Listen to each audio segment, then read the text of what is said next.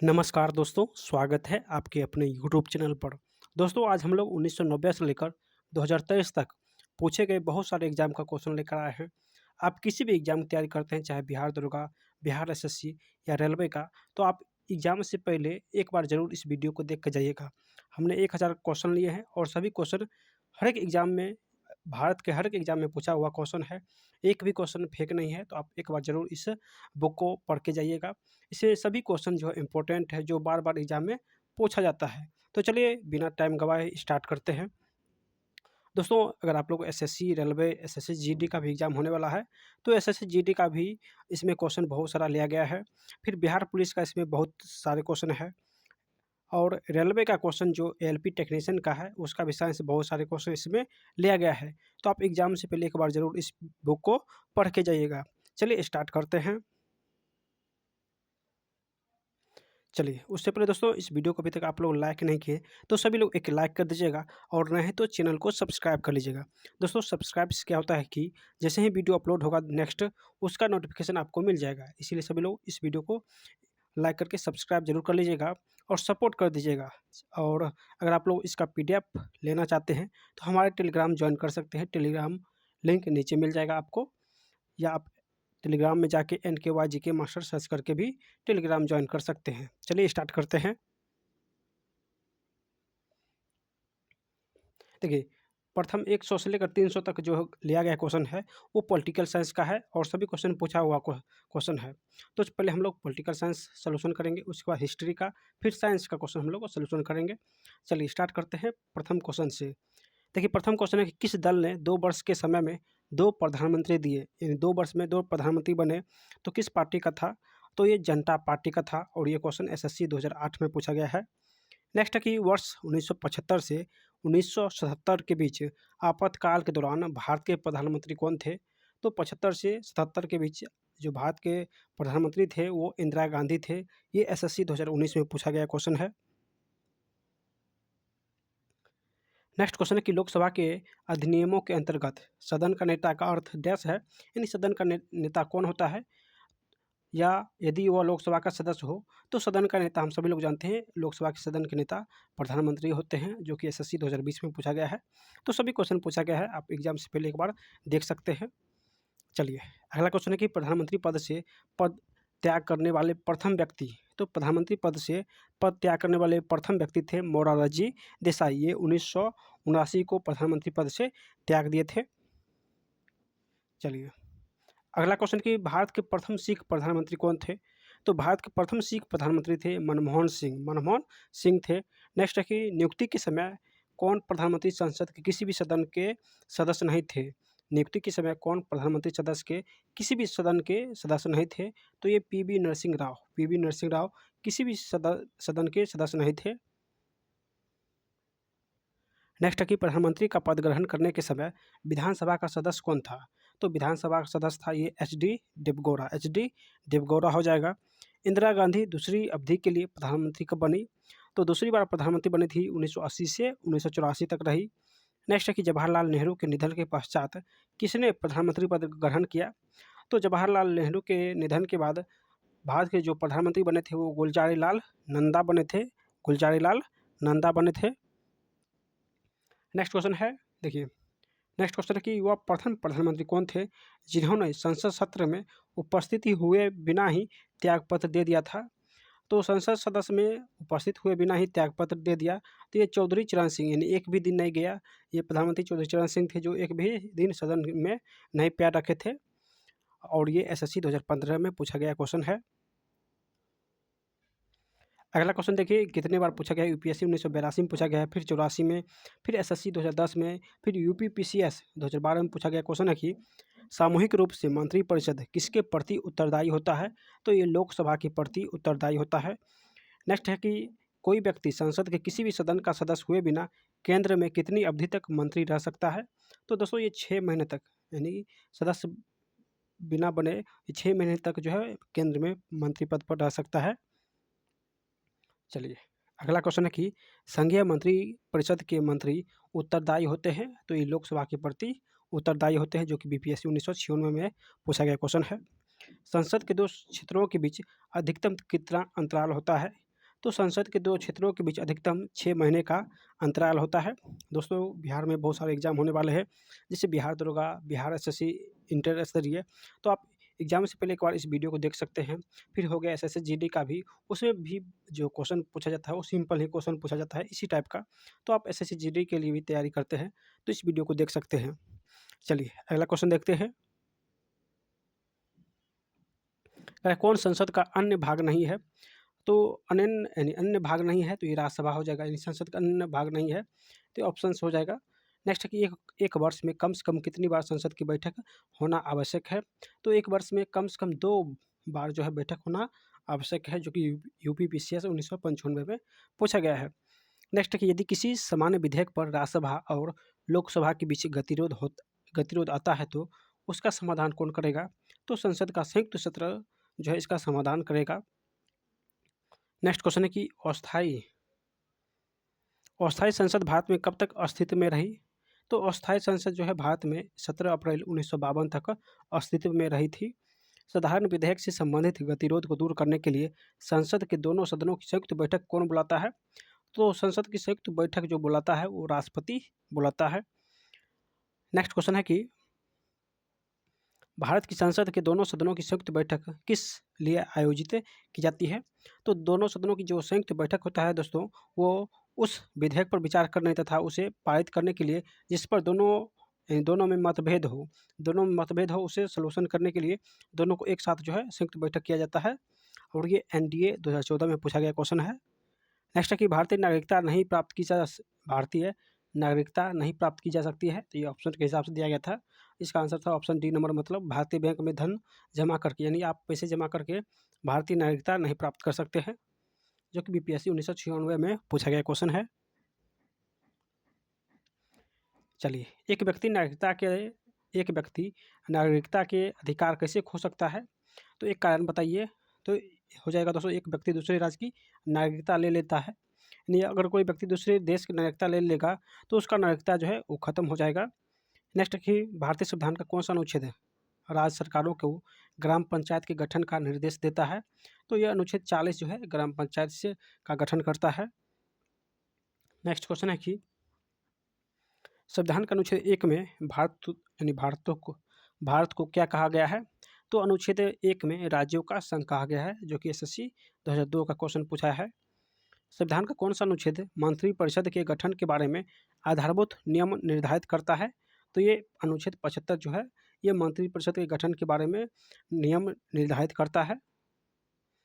चलिए अगला क्वेश्चन कि इस भारतीय संविधान का कौन सा अनुच्छेद नई अखिल भारतीय सेवा की स्थापना का प्रावधान करता है? यानी भारतीय संविधान का कौन सा अनुच्छेद नई अखिल भारतीय सेवा की स्थापना का प्रावधान करता है? तो ये अनुच्छेद 312 हो जाएगा, जो कि यूपीपीसीएस 2014 में पूछा गया क्वेश्चन है। चलिए अगला क्वेश्चन है कि भारतीय संविधान का कौन सा अनुच्छेद विभिन्न आधारों पर किसी भी भारतीय नागरिक के साथ भेदभाव से संबंधित है? तो ये भेदभाव से संबंधित जो अनुच्छेद है ये अनुच्छेद 15 हो जाएगा। नेक्स्ट है कि संविधान में मंत्रिमंडल शब्द का एक प्रयोग हुआ है कहाँ? तो मंत्रिमंडल शब्द जो है इसका प्रयोग एक बार हुआ है, ये अनुच्छेद 352 में। नेक्स्ट है कि नीति निर्देशक सिद्धांत के निम्नलिखित अनुच्छेदों में से कौन सा अंतर्राष्ट्रीय शांति और सुरक्षा के संवर्धन से संबंधित है? तो अंतर्राष्ट्रीय शांति और सुरक्षा से संबंधित जो अनुच्छेद है ये अनुच्छेद 51 हो जाएगा। नेक्स्ट है कि भारतीय संविधान के किस अनुच्छेद में अनुसूचित जाति और अनुसूचित जनजातियों के लिए आरक्षण का प्रावधान किया गया है? तो आरक्षण का प्रावधान यह अनुच्छेद 335 में किया गया है। अनुच्छेद 335 में अनुसूचित जाति और जनजाति के लिए आरक्षण का प्रावधान 335 में किया गया है। चलिए दोस्तों, सभी लोगों एक लाइक जरूर इस वीडियो को कर दीजिएगा, और न है तो सभी लोग चैनल को सब्सक्राइब कर लीजिएगा। चलिए अगला क्वेश्चन है कि संविधान का कौन सा अनुच्छेद भारत के नियंत्रक और महालेखा परीक्षक के कर्तव्य को निर्धारित करता है? तो नियंत्रक और महालेखा परीक्षक को निर्धारित करता है ये अनुच्छेद 149 हो जाएगा। अनुच्छेद 149 हो जाएगा, जो कि एमपीपीसीएस में पूछा गया क्वेश्चन है। भारतीय संविधान का कौन सा अनुच्छेद सभी नागरिकों के लिए समान न्याय और मुफ्त कानून सहायता को प्रोत्साहित करता है? तो ये अनुच्छेद 39 का ए जो है वो समान न्याय और मुफ्त कानून सहायता को प्रोत्साहित करता है। चलिए अगला क्वेश्चन है कि भारत के संविधान का कौन सा अनुच्छेद है जिसमें भारत के नियंत्रक और महालेखा परीक्षक का उल्लेख है? तो नियंत्रक और महालेखा परीक्षक का उल्लेख है अनुच्छेद 148 में, अनुच्छेद 148 हो जाएगा। भारतीय संविधान के किस अनुच्छेद में नए राज्यों के प्रवेश या स्थापना का प्रावधान किया गया है? तो ये अनुच्छेद 2 हो जाएगा। अनुच्छेद 2 में नए राज्य का प्रवेश और स्थापना का प्रावधान किया गया है।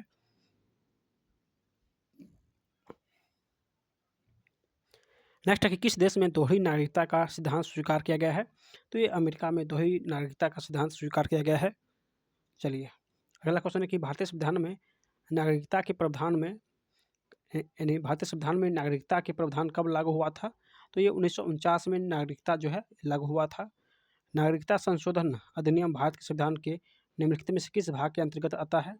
तो नागरिकता जो है ये भाग 2 के अंतर्गत आता है, जो कि एनडीए 2020 में पूछा गया क्वेश्चन है। चलिए अगला क्वेश्चन है कि भारतीय संविधान के अनुच्छेद 74 और 75 किन विषय पर विचार करते हैं? तो 74 और 75 जो है ये मंत्रिपरिषद के विचार को विषय पर विचार करते हैं। नेक्स्ट है कि संसदीय तंत्र में निम्नलिखित में से वास्तविक कार्यपालिका कौन है? तो वास्तविक जो कार्यपालिका होता है वो मंत्रिपरिषद होता है, जो कि आरआरबी 2005 में पूछा गया क्वेश्चन है। चलिए जो व्यक्ति सांसद ना हो क्या उसे मंत्री नियुक्त किया जा सकता है? तो हाँ, पर उसे 6 महीने के भीतर संसद सदस्य बनना आवश्यक है। नेक्स्ट क्वेश्चन है कि भारत में स्वतंत्रता के पश्चात प्रथम मंत्रिमंडल का कानून मंत्री कौन था? तो स्वतंत्रता के बाद जो कानून मंत्री बना था वो BR अम्बेडकर बना था। स्वतंत्र भारत के प्रथम प्रतिरक्षा मंत्री कौन थे? तो सरदार वल्लभ भाई पटेल प्रतिरक्षा मंत्री बने थे, यानी रक्षा मंत्री सरदार वल्लभ भाई पटेल बने थे। नेक्स्ट है कि भारत का संविधान भारत को कैसे वर्णित करता है? तो भारत का जो संविधान है ये राज्यों का संघ के रूप में वर्णित करता है। 500 से अधिक देशी रियासतों के भारत में विलय के लिए कौन उत्तरदायी था? तो ये सरदार वल्लभ भाई पटेल था, जो कि 500 से अधिक देशी रियासतों को भारत में विलय किया था। और ये आरआरबी 2005 में पूछा गया क्वेश्चन है। चलिए प्रथम भाषाएं यानी भाषीय राज्य किसे बनाया गया है? तो केरल को, सॉरी यहाँ पे ऑप्शन दिया गया था केरल आंध्र प्रदेश, तो प्रथम भाषीय राज्य जो बनाया गया था वो आंध्र प्रदेश को बनाया गया था। और 1953 के तहत जो है भाषा आधार पर राज्य को गठन किया गया था। तो भाषा आधार पर बना राज्य प्रथम है ये आंध्र प्रदेश है, जो कि SSC 2015 में क्वेश्चन पूछा गया है। नेक्स्ट है कि 1956 के राज्य पुनर्गठन अधिनियम द्वारा कितने राज्य और संघीय क्षेत्रों का स्थापना हुआ था? तो 1956 में राज्य पुनर्गठन के तहत 14 राज्य और 6 केंद्र शासित प्रदेश बना था। 14 राज्य और 6 केंद्र शासित प्रदेश बना था। ये 2 बार क्वेश्चन पूछा गया है, एक बार SSC 2015 में, एक बार MPPSC में 2020 में पूछा गया है। तो आप लोग इसको अच्छे से देख लीजिएगा कि 1956 में राज्य पुनर्गठन के बाद जो है 14 राज्य बना और 6 केंद्र शासित प्रदेश बना। नेक्स्ट क्वेश्चन है कि निम्नलिखित में से किस केंद्र शासित प्रदेश को आंशिक राज्य का दर्जा दिया गया है? तो आंशिक राज्य का दर्जा ये पुदुचेरी को दिया गया है। ये SSC 2019 में पूछा गया क्वेश्चन है। नेक्स्ट किस वर्ष सिक्किम को राज्य का दर्जा दिया गया है? तो सिक्किम को राज्य का दर्जा 1975 में दिया गया है। कब? तो 1975 में संवैधानिक प्रावधान के अनुसार राज्यों की सीमाओं को बदलने के लिए किसकी सहमति की आवश्यकता होती है? यानी किसकी सहमति की आवश्यकता होती है? तो यहाँ पे हो जाएगा राज्य की नहीं, तो राज्यों की सीमा बदलने के लिए संसद की सहमति की आवश्यकता होती है, न कि राज्यों की। चलिए मध्य प्रदेश राज्य का गठन कब हुआ? तो 1 नवंबर 1956 को मध्य प्रदेश राज्य बना था। नेक्स्ट क्वेश्चन है निम्नलिखित में कौन से व्यक्ति ने स्वतंत्र भारत के प्रथम गृह मंत्री के रूप में कार्य किया? तो गृह मंत्री बना था सरदार वल्लभ भाई पटेल बना था। किस दल ने 2 वर्ष के समय में 2 प्रधानमंत्री दिए? तो पहला क्वेश्चन था, तो ये जनता पार्टी हो जाएगा। चलिए नेक्स्ट है कि कौन सा भारत में प्रशासन पर विधायी नियंत्रण का एक साधन नहीं है? तो इस सदन का विघटन हो जाएगा। किस संविधान संशोधन अधिनियम द्वारा संविधान में मूल कर्तव्य को सम्मिलित किया गया है? तो 42वें संविधान संशोधन के तहत मूल कर्तव्य को शामिल किया गया है। अगला क्वेश्चन है कि मौलिक कर्तव्य को निर्धारित किया गया है? तो ये 42वें संविधान संशोधन 1976 के द्वारा मौलिक कर्तव्य को निर्धारित किया गया। भारतीय संविधान में मौलिक कर्तव्य की सूची निम्नलिखित में से किस भाग के रूप में जोड़ी गई है? तो भारतीय संविधान में मौलिक कर्तव्य को यानी भाग 4 में जोड़ा गया है, यानी भाग 4 हो जाएगा। नेक्स्ट क्वेश्चन है कि भारत के संविधान के अनुच्छेद 51 का ए और भाग 4 का ए में क्या शामिल है? तो ये मौलिक कर्तव्य शामिल है 51 के ए, अनुच्छेद 51 का ए और भाग 4 के ए में शामिल है मौलिक कर्तव्य। नेक्स्ट है कि भारत के संविधान के अनुसार भारतीय नागरिक के मूल कर्तव्य कौन-कौन है? तो राष्ट्रगान है, ध्वज है, ध्वज आदि का सम्मान, वैज्ञानिक प्रवृत्ति का विकास, राष्ट्रीय और सांस्कृतिक विरासत का संरक्षण एवं परीक्षण, ये सभी जो है मौलिक कर्तव्य है। पहले 7 था, सॉरी जो है 11 मौलिक कर्तव्य है। टोटल कितना मौलिक कर्तव्य है? तो 11 मौलिक कर्तव्य है। नेक्स्ट, संसदीय समिति प्रणाली के तहत 12 अप्रैल 1993 से कितने समितियों ने कार्य करना शुरू किया? तो 17 समिति ने कार्य करना शुरू किया है। चलिए अगला क्वेश्चन देखते हैं कि निम्नलिखित में से कौन सी संसदीय समिति में राज्यसभा का कोई सदस्य नहीं होता है? तो राज्यसभा का कोई सदस्य, प्राक्कलन समिति में राज्यसभा का कोई भी सदस्य नहीं होता है। नेक्स्ट, संयुक्त संसदीय समिति में लोकसभा व राज्यसभा के संयुक्त सदस्यों की संख्या कितना है? तो संयुक्त संसदीय समिति में लोकसभा 30 होता है और राज्यसभा 15 होता है। चलिए, संयुक्त संसदीय समिति जो होता है इसमें सिर्फ लोकसभा होता है, ना कि राज्यसभा।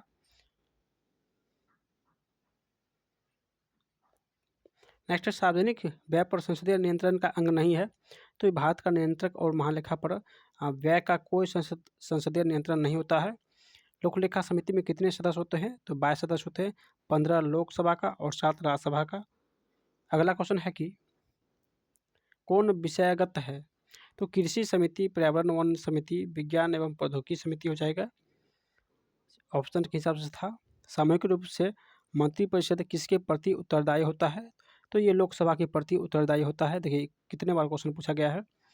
सार्वजनिक लोकलेखा समिति में राज्यसभा के कितने सदस्य होते हैं? तो 7 सदस्य होते हैं सार्वजनिक लोकलेखा समिति में। राज्यसभा 7 और लोकसभा 15 हो जाएगा। किन राज्यों में साझा उच्च न्यायालय है? तो महाराष्ट्र और गोवा का साझा उच्च न्यायालय है। अंडमान और निकोबार द्वीप पर निम्नलिखित उच्च न्यायालयों में किसके एक क्षेत्राधिकार है? तो अंडमान और निकोबार जो द्वीप समूह होता है ये कोलकाता उच्च न्यायालय के अंतर्गत आता है, तो कोलकाता हो जाएगा।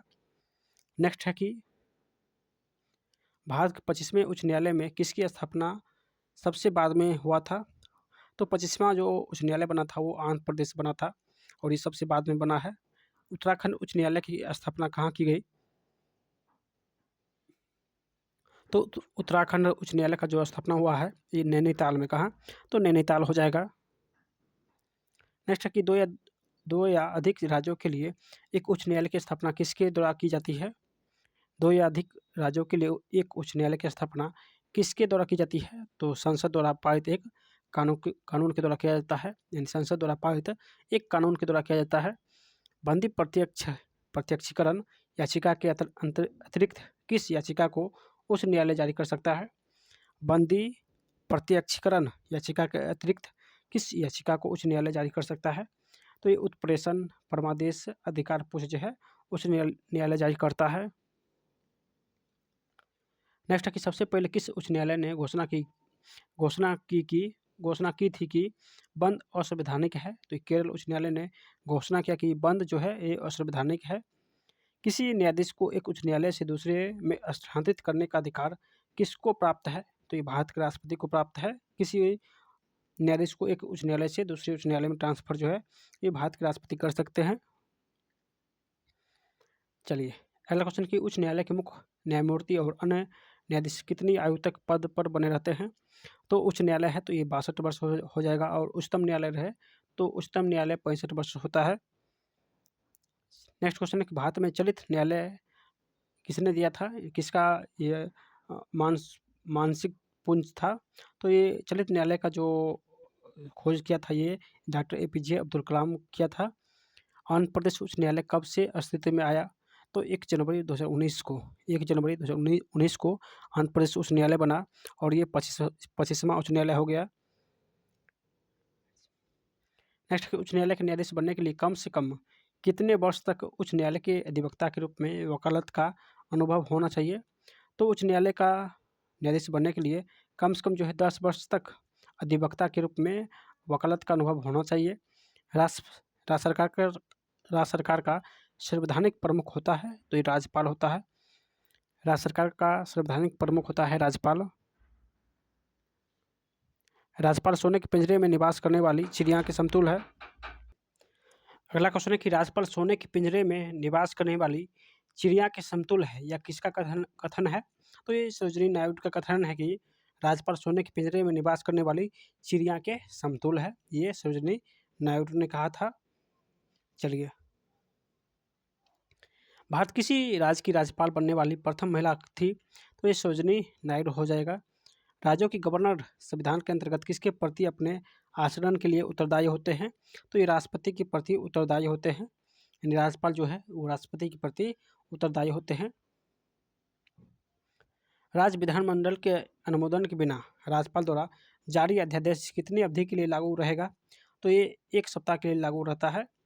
नेक्स्ट है कि कौन भारत के राष्ट्रपति की इच्छा तक ही पद पर बना रहता है?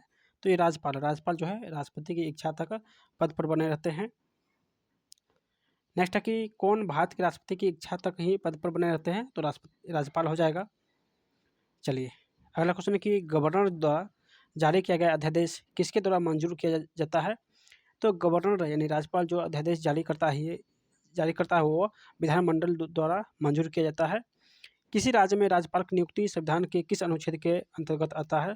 तो अनुच्छेद 155 के तहत आता है। नेक्स्ट है कि किसी राज्य के राज्यपाल को निम्नलिखित में से किसकी शक्ति प्राप्त नहीं है? तो विधानसभा स्थगित करने का अधिकार जो है ये राज्यपाल को प्राप्त नहीं है। भारतीय उच्च न्यायालय के न्यायाधीशों की नियुक्ति कौन करता है? तो ये राष्ट्रपति करता है। 2 या अधिक राज्यों के बीच किसी विवाद के मामलों में निर्णय लेने की सर्वोच्च न्यायालय की शक्ति क्या कहलाती है? तो ये आरंभिक अधिकारिता कहलाती है। यानी 2 या अधिक राज्यों के जो बीच विवाद होता है उसका निर्णय सर्वोच्च न्यायालय करता है। और यह शक्ति किसके अंदर, ये शक्ति क्या कहलाता है? तो ये आरंभिक अधिकारिता कहलाता है, जो कि CDS 2020 में पूछा गया क्वेश्चन है। राष्ट्रपति और उपराष्ट्रपति के निर्वाचन में विवाद के मामलों में किसको प्रस्तुति किया जाता है? तो राष्ट्रपति और उपराष्ट्रपति के निर्वाचन में ये भारत के उच्चतम न्यायालय जो है मामले को प्रस्तुत करता है और निर्णय देता है। उच्चतम न्यायालय के मुख्य न्यायाधीश कितने वर्ष की आयु तक पदभारी रहते हैं? तो 65 वर्ष। उच्च न्यायालय रहे तो 62 और उच्चतम न्यायालय रहे तो 65 वर्ष हो जाएगा। सर्वोच्च न्यायालय के न्यायाधीश कितनी आयु तक कार्यरत रहता है? तो ये 65 वर्ष हो जाएगा। सर्वोच्च न्यायालय के मुख्य न्यायाधीश की प्रतिमाह जो वेतन है वो कितना है? तो 2,80,000 वेतन है सर्वोच्च न्यायालय के मुख्य न्यायाधीश का, 2,80,000 है, और अन्य न्यायाधीश का 2,50,000 है। भारत के उच्चतम न्यायालय को प्रारंभिक, अपील और परामर्शदायी क्षेत्राधिकार है प्राप्त है। यानी भारत के उच्चतम न्यायालय जो है इसे प्रारंभिक, अपीलीय और परामर्शदायी क्षेत्राधिकार प्राप्त है। नेक्स्ट कि भारत के उच्चतम न्यायालय कानूनी तथ्य के मामलों में राष्ट्रपति को परामर्श देता है। परामर्श तब देता है जब वह परामर्श लेता है, यानी परामर्श लेने के क्रम में जो है परामर्श देता है। चलिए, जब भारतीय न्यायिक पद्धति में लोकहित मुकदमा यानी PIL लाया गया तब भारत के मुख्य न्यायमूर्ति कौन थे? कह रहे जब भारतीय न्यायिक पद्धति में लोकहित मुकदमा PIL लाया गया तब भारत के मुख्य न्यायमूर्ति कौन थे? तो ये PN भगवती थे। जब PIL लाया गया तो उस समय मुख्य न्यायाधीश PN भगवती थे। नेक्स्ट है कि उच्चतम न्यायालय की सबसे पहली महिला न्यायाधीश कौन बनी? तो ये फातिमा बीबी बनी थी पहली महिला न्यायाधीश। सर्वोच्च न्यायालय के जजों का वेतन किस में आहरित होता है, कहाँ से आता है?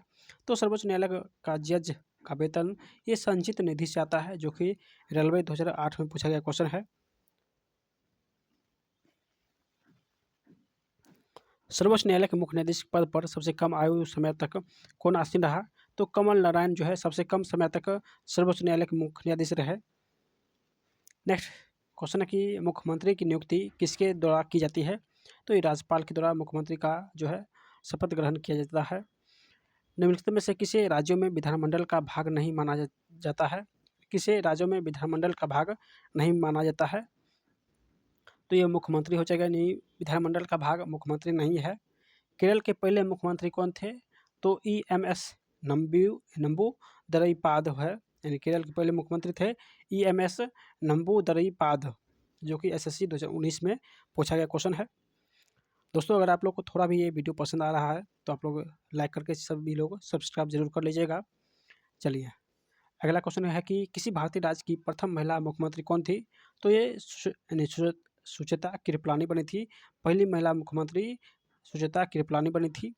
राज्यों में मुख्यमंत्री सहित मंत्रिपरिषद में मंत्रियों की न्यूनतम संख्या क्या हो सकती है? तो राज्यों में मुख्यमंत्री सहित मंत्रिपरिषद में मंत्रियों की न्यूनतम संख्या जो होना चाहिए वो 12 होना चाहिए। किसी राज्य में विधानमंडल का ऊपरी सदन या विधान परिषद नहीं है। किस राज्य में विधानमंडल या विधान परिषद नहीं है? ये पश्चिम बंगाल हो जाएगा। बिहार विधान परिषद में सदस्यों की संख्या कितनी है? तो 75। विधान परिषद जो है बिहार में 75 है। चलिए अगला क्वेश्चन है कि क्या किसी राज्य के विधान परिषद के उत्पादन की प्रक्रिया में परिषद की कोई भूमिका होती है? तो परिषद की कोई भूमिका नहीं होती है। राज्य विधान परिषद के निर्वाचन क्षेत्रों का परिसीमन किसके द्वारा किया जाता है? तो परिसीमन आयोग के द्वारा किया जाता है। किस राज्य में द्वेष दंडात्मक विधायिका नहीं है? तो ये मध्य प्रदेश हो जाएगा। भारत में राज्य विधान परिषद के सदस्यों का कितना हिस्सा स्थानीय निकायों द्वारा चुना जाता है? तो 1/3 सदस्य जो है स्थानीय निकायों के द्वारा चुना जाता है। नेक्स्ट क्वेश्चन है कि मुख्यमंत्री की नियुक्ति किसके द्वारा की जाती है? तो मुख्यमंत्री की नियुक्ति राज्यपाल के द्वारा किया जाता है। किसी विधानसभा में कोई धन विधेयक निम्न से किसकी अनुमति के बिना प्रस्तुत नहीं किया जा सकता है? तो राज्यपाल के अनुमति के बिना प्रस्तुत नहीं किया जा सकता है। असम विधानसभा में कितने सदस्य हैं? तो असम विधानसभा में 126 सदस्य है। विधानसभा का सदस्य बनने के लिए न्यूनतम आयु कितनी होनी चाहिए? तो 25 साल होनी चाहिए। चलिए अगला क्वेश्चन है कि राज्य की विधानसभा के 17वां आसन के आदेश किसके द्वारा दिए जाते हैं? तो ये राज्यपाल के द्वारा दिए जाते हैं। विधानसभा का अध्यक्ष का चुनाव कौन कराता है? तो विधानसभा के सदस्य कराता है। राज्य मंत्रिपरिषद सामूहिक रूप से किसके प्रति उत्तरदायी होते हैं? तो ये विधानसभा के प्रति उत्तरदायी होते हैं। उत्तराखंड विधानसभा में एक सदस्य नामित किया जाता है। तो एंग्लो इंडियन समुदाय से एक सदस्य नामित किया जाता है। नेक्स्ट क्वेश्चन है कि भारत में स्वतंत्रता के बाद प्रथम आम चुनाव कब संपन्न हुआ था? तो ये 1952 में प्रथम आम चुनाव संपन्न हुआ था भारत में। भारत में मतदान की आयु सीमा को 21 वर्ष से घटाकर 18 वर्ष कब किया था? तो 61वें संविधान संशोधन तहत 1989 को 21 वर्ष से 18 वर्ष जो है मतदान करने की आयु निर्धारित किया था। चलिए अगला क्वेश्चन कि भारत में निर्वाचन सूची तैयार करने की जिम्मेदारी किसकी है? तो ये निर्वाचन आयोग हो जाएगा। भारत के मुख्य चुनाव आयुक्त की नियुक्ति कौन करता है? तो ये भारत के राष्ट्रपति जो है मुख्य चुनाव आयुक्त की नियुक्ति करता है। दिनेश गोस्वामी समिति ने सिफारिश की थी लोकसभा के चुनाव के सरकारी निधियन की। दिनेश गोस्वामी जो है चुनाव से संबंधित जो है वो सिफारिश किया था। भारत के प्रथम मुख्य चुनाव आयुक्त कौन थे? तो ये सुकुमार सेन थे, जो कि SSC 2013 और 2019 में पूछा गया क्वेश्चन है। मुख्य निर्वाचन आयुक्त को प्रतिमाह कितना वेतन मिलता है? तो 2.5 लाख रुपया प्रतिमाह मिलता है। कौन सा आयोग भारत के संविधान के एक अनुच्छेद के अंतर्गत सुस्पष्ट उपबंध के पालन में गठित हुआ है? तो ये आयोग हो जाएगा। भारत के पहले मुख्य चुनाव आयुक्त थे तो सुकुमार सेन हो जाएगा। निर्वाचन आयुक्त की सेवा शर्त और कार्यकाल निश्चित करता है? तो ये संविधान निश्चित करता है।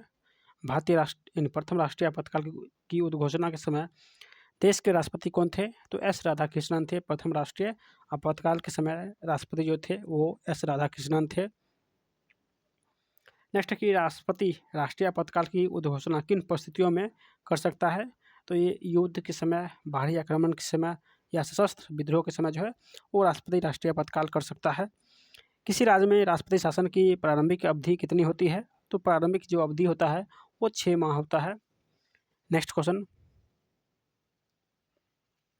राष्ट्रपति राष्ट्रीय आपातकाल की घोषणा कर सकते हैं तो ऊपर वर्णित सभी कारणों से नहीं, बाहरी आक्रमण से या आपात से या सशस्त्र विद्रोह से जो है राष्ट्रीय आपातकाल लगा सकता है। कौन सी ऐसी आपात स्थिति है जिसकी घोषणा अभी तक भारत में नहीं हुआ है?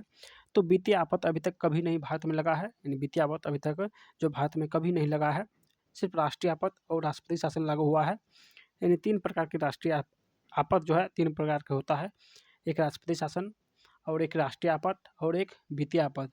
तो वित्तीय आपत अभी तक कभी नहीं लगा है भारत में। चलिए नेक्स्ट है कि किसी राज्य में राष्ट्रपति शासन किसी परिस्थिति में अधिकतम कितने अवधि तक लागू किया जा सकता है। तो राष्ट्रपति शासन जो है वो कम से कम 6 माह और अधिक से अधिक 3 वर्ष के लिए लागू होता है। तो यहाँ पे अधिक से अधिक पूछा है तो 3 वर्ष हो जाएगा। किस अनुच्छेद का समर्थन भीमराव अम्बेडकर द्वारा इस तर्क पर किया गया था कि इसका प्रयोग अंतिम उपाय के रूप में किया जाएगा। तो ये अनुच्छेद 356 का प्रयोग जो है भीमराव अम्बेडकर ने किया। 356 अनुच्छेद का सपोर्ट करते हुए भीमराव अम्बेडकर ने कहा था कि इसका प्रयोग जो है वो अंतिम समय में किया जाएगा। चलिए नेक्स्ट है कि वित्तीय आपात स्थिति के दौरान राज्य विधानमंडल द्वारा पारित सभी वित्त विधेयक को निम्नलिखित में से किसके विचारार्थ आरक्षित रखा जाता है। तो ये राष्ट्रपति हो जाएगा। संविधान के किस अनुच्छेद के तहत राज्यों में संवैधानिक तंत्र के विफल होने पर राष्ट्रपति शासन लागू किया जाता है। तो राष्ट्रपति शासन जो है 356 के अनुच्छेद के अंतर्गत लागू होता है। नेक्स्ट कि भारतीय संघ की आधिकारिक भाषा के रूप में भारतीय संघ की आधिकारिक भाषा के रूप में संविधान द्वारा किसे मान्यता प्राप्त है। तो ये हिंदी को भारतीय संघ की आधिकारिक भाषा के रूप में संविधान द्वारा मान्यता प्राप्त है। भारतीय राज्य नागालैंड की आधिकारिक भाषा क्या है। तो ये अंग्रेजी हो जाएगा। नेक्स्ट है कि कौन सी भाषा संविधान की 8वीं अनुसूची में नहीं है। तो ये भोजपुरी हो जाएगा ऑप्शन के हिसाब से। भारत के किस राज्य या केंद्र शासित प्रदेश में उर्दू को प्रथम राजभाषा का दर्जा प्रदान किया गया है। तो जम्मू कश्मीर में उर्दू जो है प्रथम राजभाषा है। भारतीय संविधान की कौन सी विशेष व्यवस्था दक्षिण अफ्रीका के संविधान से लिया गया है। तो दक्षिण अफ्रीका के संविधान से ये संविधान संशोधन लिया गया है। प्रथम संवैधानिक संशोधन अधिनियम किससे संबंधित है। तो कुछ राज्यों के कृषि भूमि सुधार से प्रथम संवैधानिक संशोधन हुआ था। संविधान के संशोधन को भारत की मिनी संविधान कहा जाता है, जिसे 1976 में राष्ट्रीय आपातकाल के दौरान लाया गया था। तो मिनी संविधान जो है ये 42वें संविधान संशोधन को कहा जाता है। तो 42वां संविधान संशोधन 1976 में हुआ था, जिसे मिनी संविधान भी कहा जाता है। भारतीय संविधान में किस संशोधन द्वारा नागरिकों के मौलिक कर्तव्य को सम्मिलित किया गया है। तो 42वें संविधान संशोधन के तहत मौलिक कर्तव्य को शामिल किया गया है। भारतीय संविधान की प्रस्तावना में धर्मनिरपेक्ष, समाजवादी, राष्ट्र की एकता और अखंडता वाक्यांश किस संशोधन द्वारा संविष्ट किया गया है। तो ये 42वें संविधान संशोधन के तहत जो है धर्मनिरपेक्ष, समाजवादी शब्द जो है जोड़ा गया है। 42वें संविधान संशोधन द्वारा जोड़ा गया नया अनुच्छेद कौन सा है। तो ये मूल कर्तव्य जो है ये 42वें संविधान में जोड़ा गया था। भारतीय संविधान के 44वें संविधान संशोधन द्वारा निम्नलिखित में से अधिकारों का मौलिक अधिकार श्रेणी से हटा दिया गया। यानी 44वें संविधान संशोधन के द्वारा किसे मौलिक अधिकार से हटा दिया गया। तो संपत्ति के अधिकार को हटा के अनुच्छेद 300 के क में रख दिया गया है और ये कानूनी अधिकार यानी विधिक अधिकार बन गया है। नेक्स्ट कि 151 नंबर क्वेश्चन है कि 10वें संविधान संशोधन अधिनियम 2002 से भारत में सभी बच्चों के लिए मुफ्त और अनिवार्य प्राथमिक शिक्षा का व्यवस्था किया गया है। तो 86वें संविधान संशोधन 2002 के तहत जो है 6 से 12 वर्ष के बच्चे को मुफ्त में शिक्षा प्रदान किया जाएगा। तो यहाँ पे 86वें संविधान संशोधन होगा। नेक्स्ट है कि भारतीय संविधान के किस संशोधन ने नगरीय स्थानीय सरकारों को संवैधानिक दर्जा दिया है।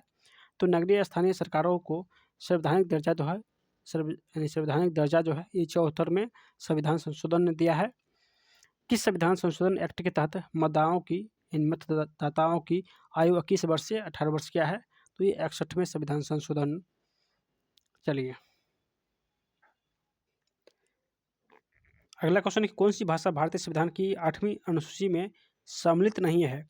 तो ये राजस्थानी हो जाएगा ऑप्शन के हिसाब से। भारतीय संविधान में कितनी भाषाएं क्षेत्रीय भाषा के रूप में मान्यता प्राप्त है। तो 14 भाषा जो है वो क्षेत्रीय भाषा के रूप में मान्यता प्राप्त है। भारत में पंचायती राज व्यवस्था सर्वप्रथम राजस्थान में और कहाँ आरंभ हुआ था। तो पंचायती राज व्यवस्था 1959 में सर्वप्रथम राजस्थान में और उसके बाद आंध्र प्रदेश में आरंभ हुआ था। भारत के संविधान की 11वीं अनुसूची में कितने विषय है? तो 11वीं अनुसूची में 29 विषय है। चलिए, 1977 में पंचायती राज व्यवस्था की समीक्षा के लिए गठित समिति की अध्यक्षता किसने किया है? तो ये अशोक मेहता समिति ने किया है। कौन पंचायती राज की 3 स्तरीय व्यवस्था के अंतर्गत नहीं आते हैं? तो ये तहसील स्तर जो है वो पंचायती राज के 3 स्तरीय के अंतर्गत नहीं आते हैं। खंड स्तर पर पंचायत समिति एक डैश है, तो ये प्रशासनीय प्राधिकरण है। अगला क्वेश्चन है कि अशोक मेहता समिति ने पंचायती राज व्यवस्था के अंतर्गत कितने स्तरीय ढांचे की स्थापना की सलाह दिया है? तो 2 स्तरीय ढांचे का स्थापना की सलाह ये अशोक मेहता समिति ने दिया है, और 3 स्तरीय जो है वो बलवंत राय मेहता ने दिया है। यहाँ पे 2 स्तरीय पूछा है तो अशोक मेहता समिति हो जाएगा, और 3 स्तरीय पूछे तो बलवंत राय मेहता समिति हो जाएगा। ग्राम पंचायत के निर्वाचन प्रतिनिधित्व का कार्यकाल कितना होता है? तो 5 वर्ष होता है। भारत में सही मायने में स्थानीय स्वशासन का जनक किसे माना गया है? तो लॉर्ड रिपन हो जाएगा। यदि पंचायत भंग होती है तो किस अवधि के अंतर्गत निर्वाचन होगा? तो 6 माह के अंतर्गत जो है वो निर्वाचन होगा। चलिए, अगला क्वेश्चन कि भारतीय राष्ट्रीय कांग्रेस का गठन किस वर्ष हुआ था? तो 1885 में हुआ था। नेक्स्ट है कि लोकतंत्र विकास के लिए पंचायती राज संस्थाओं के पूर्ण जीवन पर एल.एम. सिंघवी समिति को कब नियुक्त किया गया था? तो एल.एम. सिंघवी समिति 1986 में नियुक्त किया गया था। 1986 हो जाएगा। भारत में मुस्लिम लीग की स्थापना 1906 में हुआ था। कहाँ? तो ढाका हो जाएगा। ढाका में मुस्लिम लीग का स्थापना हुआ था। सलीमुल्लाह खां और आगा खान ने किया था। नेक्स्ट है कि भारत में दल विहीन प्रजातंत्र किसने प्रस्तावित किया था? तो जयप्रकाश नारायण हो जाएगा। द्रविड़ मुनेत्र करगम की स्थापना किसने किया था? तो C.N. अन्नादुरई हो जाएगा। अगला क्वेश्चन है कि किसी राजनीतिक दल को राष्ट्रीय दल अथवा पारदर्शी दल के रूप में मान्यता कौन देता है? तो ये आयोग हो जाएगा। किस राजनीतिक दल की स्थापना स्वतंत्रता से पूर्व हुआ था? तो भारतीय साम्यवादी दल हो जाएगा। भारतीय साम्यवादी दल का स्थापना जो है ये स्वतंत्रता से पूर्व हुआ था। नेक्स्ट क्वेश्चन है कि चुनाव आयोग द्वारा 2019 में किस राजनीतिक दल को राष्ट्रीय दल के रूप में मान्यता मिला था? तो ये नेशनल पीपुल्स पार्टी हो जाएगा। नेशनल पीपुल्स पार्टी को 2019 में राजनीतिक दल का दर्जा मिला है। चलिए, कौन सा क्षेत्रीय राजनीतिक दल है? तो ये अकाली दल हो जाएगा। ऑप्शन के हिसाब से अकाली दल जो है वो क्षेत्रीय राजनीतिक दल हो जाएगा। नेक्स्ट है कि प्रथम राष्ट्रीय आपातकाल की उद्घोषणा के समय देश के राष्ट्रपति कौन थे? तो प्रथम राष्ट्रीय आपातकाल जो 1962 में हुआ था, 1962 में ये राधाकृष्णन थे। आम आदमी पार्टी का गठन जो है कब हुआ? तो 2012 में हुआ था, और इसका गठन किसने किया? तो ये अरविंद केजरीवाल ने किया था। आम आदमी पार्टी का स्थापना 2012 में अरविंद केजरीवाल ने। केंद्र में पहली गैर कांग्रेसी सरकार किस वर्ष बनी थी? तो 1977। और कहाँ बनी? तो केरल हो जाएगा। केरल में पहली बार गैर कांग्रेसी सरकार 1977 में बनी थी। राष्ट्रवादी कांग्रेस पार्टी एनसीपी को डैश में स्थापित किया गया था? तो राष्ट्रवादी कांग्रेस पार्टी जो है एनसीपी, इसका स्थापना 1999 में हुआ था। 1999 में। नेक्स्ट की राष्ट्रपति अखिल भारतीय समुदाय के कितने प्रतिनिधित्व को लोकसभा में मनोनीत करता है? तो राष्ट्रपति आंग्ल भारतीय समुदाय के 2 प्रतिनिधित्व, लोकसभा के 2 प्रतिनिधित्व को सम्मिलित करता है। और राज्यसभा रहे तो राज्यसभा के 12 सदस्य को, यहाँ पे लोकसभा है तो 2 हो जाएगा, राज्यसभा रहे तो 12 सदस्य को आंग्ल भारतीय समुदाय के रूप में नियुक्त करता है। देखिए यहाँ पे कितने बार ये क्वेश्चन पूछा गया है, और ये बार बार रिपीट भी हो रहा है। तो आप लोग ये दोनों क्वेश्चन को ध्यान रखिएगा कि लोकसभा पूछे तो 2 हो जाएगा, राज्यसभा पूछे तो 12 हो जाएगा। भारत में क्षेत्रफल की दृष्टि से सबसे बड़ा संसदीय निर्वाचन क्षेत्र कौन सा है? तो ये लद्दाख हो जाएगा। लोकसभा का चुनाव लड़ने के लिए इच्छुक व्यक्ति का न्यूनतम आयु कितना होना चाहिए? तो लोकसभा के लिए 25 वर्ष और राज्यसभा के लिए 30 वर्ष। देखिए ये भी क्वेश्चन बहुत सारे एग्जाम में पूछा गया है। यहाँ पे लोकसभा है तो 25 वर्ष, राज्यसभा रहे तो 30 वर्ष हो जाएगा। झारखंड क्षेत्र से लोकसभा के सदस्यों की कुल संख्या तो 14 हो जाएगा।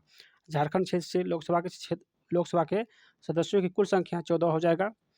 नेक्स्ट है कि छत्तीसगढ़ राज्य में लोकसभा के निर्वाचन क्षेत्र, छत्तीसगढ़ राज्य में लोकसभा के कितने निर्वाचन क्षेत्र है? तो 11 निर्वाचन क्षेत्र है। कहाँ? तो छत्तीसगढ़ में। एक वर्ष में लोकसभा के सामान्य कितने सत्र आयोजित किए जाते हैं। तो 3 सत्र आयोजित किए जाते हैं। एक वर्ष में लोकसभा के 3 सत्र आयोजित किए जाते हैं। एक बजट होता है, एक ग्रीष्मकालीन होता है और एक शीतकालीन होता है। चलिए, 10वीं अनुसूची के तहत लोकसभा के किसी सदस्य की अयोग्यता से संबंधित मुद्दे पर निर्णय कौन देता है? तो ये अध्यक्ष देता है। एक दल लोकसभा में विपक्षी दल होने का दावा करता है। इसके पास न्यूनतम कितने सदस्य लोकसभा में होने चाहिए? तो 55 सदस्य जो है लोकसभा में होने चाहिए। अगला क्वेश्चन है कि किसी विशेष दिन लोकसभा में अधिकतम कितने तारांकित प्रश्न पूछे जा सकते हैं? तो किसी विशेष दिन जो है अधिकतम जो है 20 सवाल पूछ सकते हैं। प्रथम लोकसभा की बैठक कब हुआ? तो 13 मई 1952 को हुआ था प्रथम लोकसभा की बैठक। भारतीय संसद के परिप्रेक्ष्य में शून्यकाल किसे कहते हैं? तो प्रश्नकाल के बाद आता है शून्यकाल। नेक्स्ट क्वेश्चन है कि निम्नलिखित में से कौन सा राज्य लोकसभा में अनुसूचित जनजाति के सर्वाधिक प्रतिनिधित्व निर्वाचित करता है? तो मध्य प्रदेश में सबसे ज़्यादा जो है वो अनुसूचित जनजाति है। राज्यसभा में किस राज्य के प्रतिनिधित्व की संख्या सर्वाधिक है? तो राज्यसभा में जो है ये उत्तर प्रदेश का प्रतिनिधित्व जो है सबसे अधिक है। बिहार में लोकसभा की सीट 40 है, तो राज्यसभा की सीट 16 हो जाएगा। नेक्स्ट की राज्यसभा के सदस्य चुने जाते हैं, तो 6 वर्ष के लिए राज्यसभा के सदस्य चुने जाते हैं और लोकसभा 5 वर्ष के लिए। नेक्स्ट क्वेश्चन है कि लोकसभा द्वारा पारित धन विधेयक राज्यसभा द्वारा भी पारित लोकसभा द्वारा पारित धन विधेयक राज्यसभा द्वारा भी पारित मान लिया जाता है यदि उच्च सदन उस पर किसी समय सीमा में कार्य संपादन ना कर सके। तो 14 दिन के अंतर्गत अगर उस पर कोई सीमा संपादन ना करे तो वो लोकसभा के द्वारा पारित जो है धन विधेयक मान लिया जाएगा। नेक्स्ट क्वेश्चन है कि निम्नलिखित में से किसके संबंध में राज्यसभा को लोकसभा के अपेक्षाकृत अधिक अधिकार प्राप्त है? तो नई अखिल भारतीय सेवाओं का गठन करना। नई अखिल भारतीय सेवाओं का गठन करना किसकी अध्यक्षता और सदस्य यानी किसकी अध्यक्षता जो है और सदस्य द्वारा की जाती है? तो ये राज्यसभा की अध्यक्षता जो है ये उपराष्ट्रपति करते हैं। कौन? तो उपराष्ट्रपति करते हैं, ना कि इसके सदस्य के लोग करते हैं। धन विधेयक पारित करने के लिए राज्यसभा को कितना समय दिया जाता है? तो धन विधेयक पारित करने के लिए राज्यसभा को 14 दिन दिया जाता है। 14 दिन दिया जाता है। राज्यसभा के सदस्यों को नामित करने का अधिकार किसको है? तो राष्ट्रपति को है। राज्यसभा के सदस्य को नामित करने का अधिकार राष्ट्रपति को है। नेक्स्ट है कि लोकसभा द्वारा विचारार्थ भेजे गए वित्त विधेयक को राज्यसभा अधिकतम कितने समय तक रोक सकते हैं? तो ये 14 दिन तक रोक सकते हैं। राज्यसभा का विशिष्ट क्षेत्र जो है वो अधिकार होते हैं। राज्यसभा का विशिष्ट क्षेत्र अधिकार होता है। तो राष्ट्रसूची के किसी विषय पर संसद को कानून बनाने के लिए प्राधिकृत करने में। नेक्स्ट है कि राज्यसभा का सर्वप्रथम गठन कब हुआ? तो 3 अप्रैल 1952 को हुआ था। राष्ट्रपति पद के चुनाव संबंधित विवादों को किससे निर्देशित किया जाता है? तो उच्चतम न्यायालय के द्वारा निर्देशित किया जाता है। भारतीय सशस्त्र सीमाओं का सर्वोच्च कमांडर कौन होता है? तो ये राष्ट्रपति होता है। नेक्स्ट है कि राष्ट्रपति को निम्नलिखित में से कौन पद और गोपनीयता की शपथ दिलाता है? तो ये भारत के मुख्य न्यायाधीश दिलाता है। भारत के मुख्य न्यायाधीश दिलाता है। भारत के राष्ट्रपति को उसके पद से हटाया जा सकता है। तो राष्ट्रपति को ये संसद के द्वारा जो है उसके पद से हटाया जा सकता है। नेक्स्ट क्वेश्चन है कि भारत के संविधान का भाग 3 जो है वो किससे संबंधित है? तो भाग 3 मूल अधिकार से संबंधित है। मूल अधिकारों को निलंबन कौन करता है? तो ये राष्ट्रपति करता है। भारतीय संविधान के अंतर्गत मूल अधिकार का संरक्षक कौन है?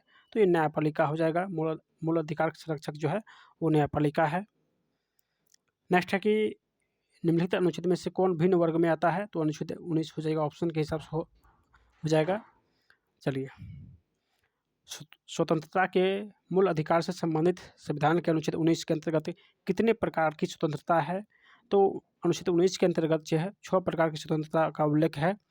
भारतीय संविधान के निम्नलिखित अनुच्छेदों में से कौन विधायन सत्ता पर पूर्ण नियंत्रण करता है? तो ये विधायन सत्ता पर जो पूर्ण नियंत्रण करता है अनुच्छेद 14 हो जाएगा। भारत के संविधान के निम्नलिखित में से कौन सा अनुच्छेद प्रेस की स्वतंत्रता से संबंधित है? तो अनुच्छेद 19 हो जाएगा। धार्मिक स्वतंत्रता का अधिकार संविधान के किस अनुच्छेद में वर्णित है?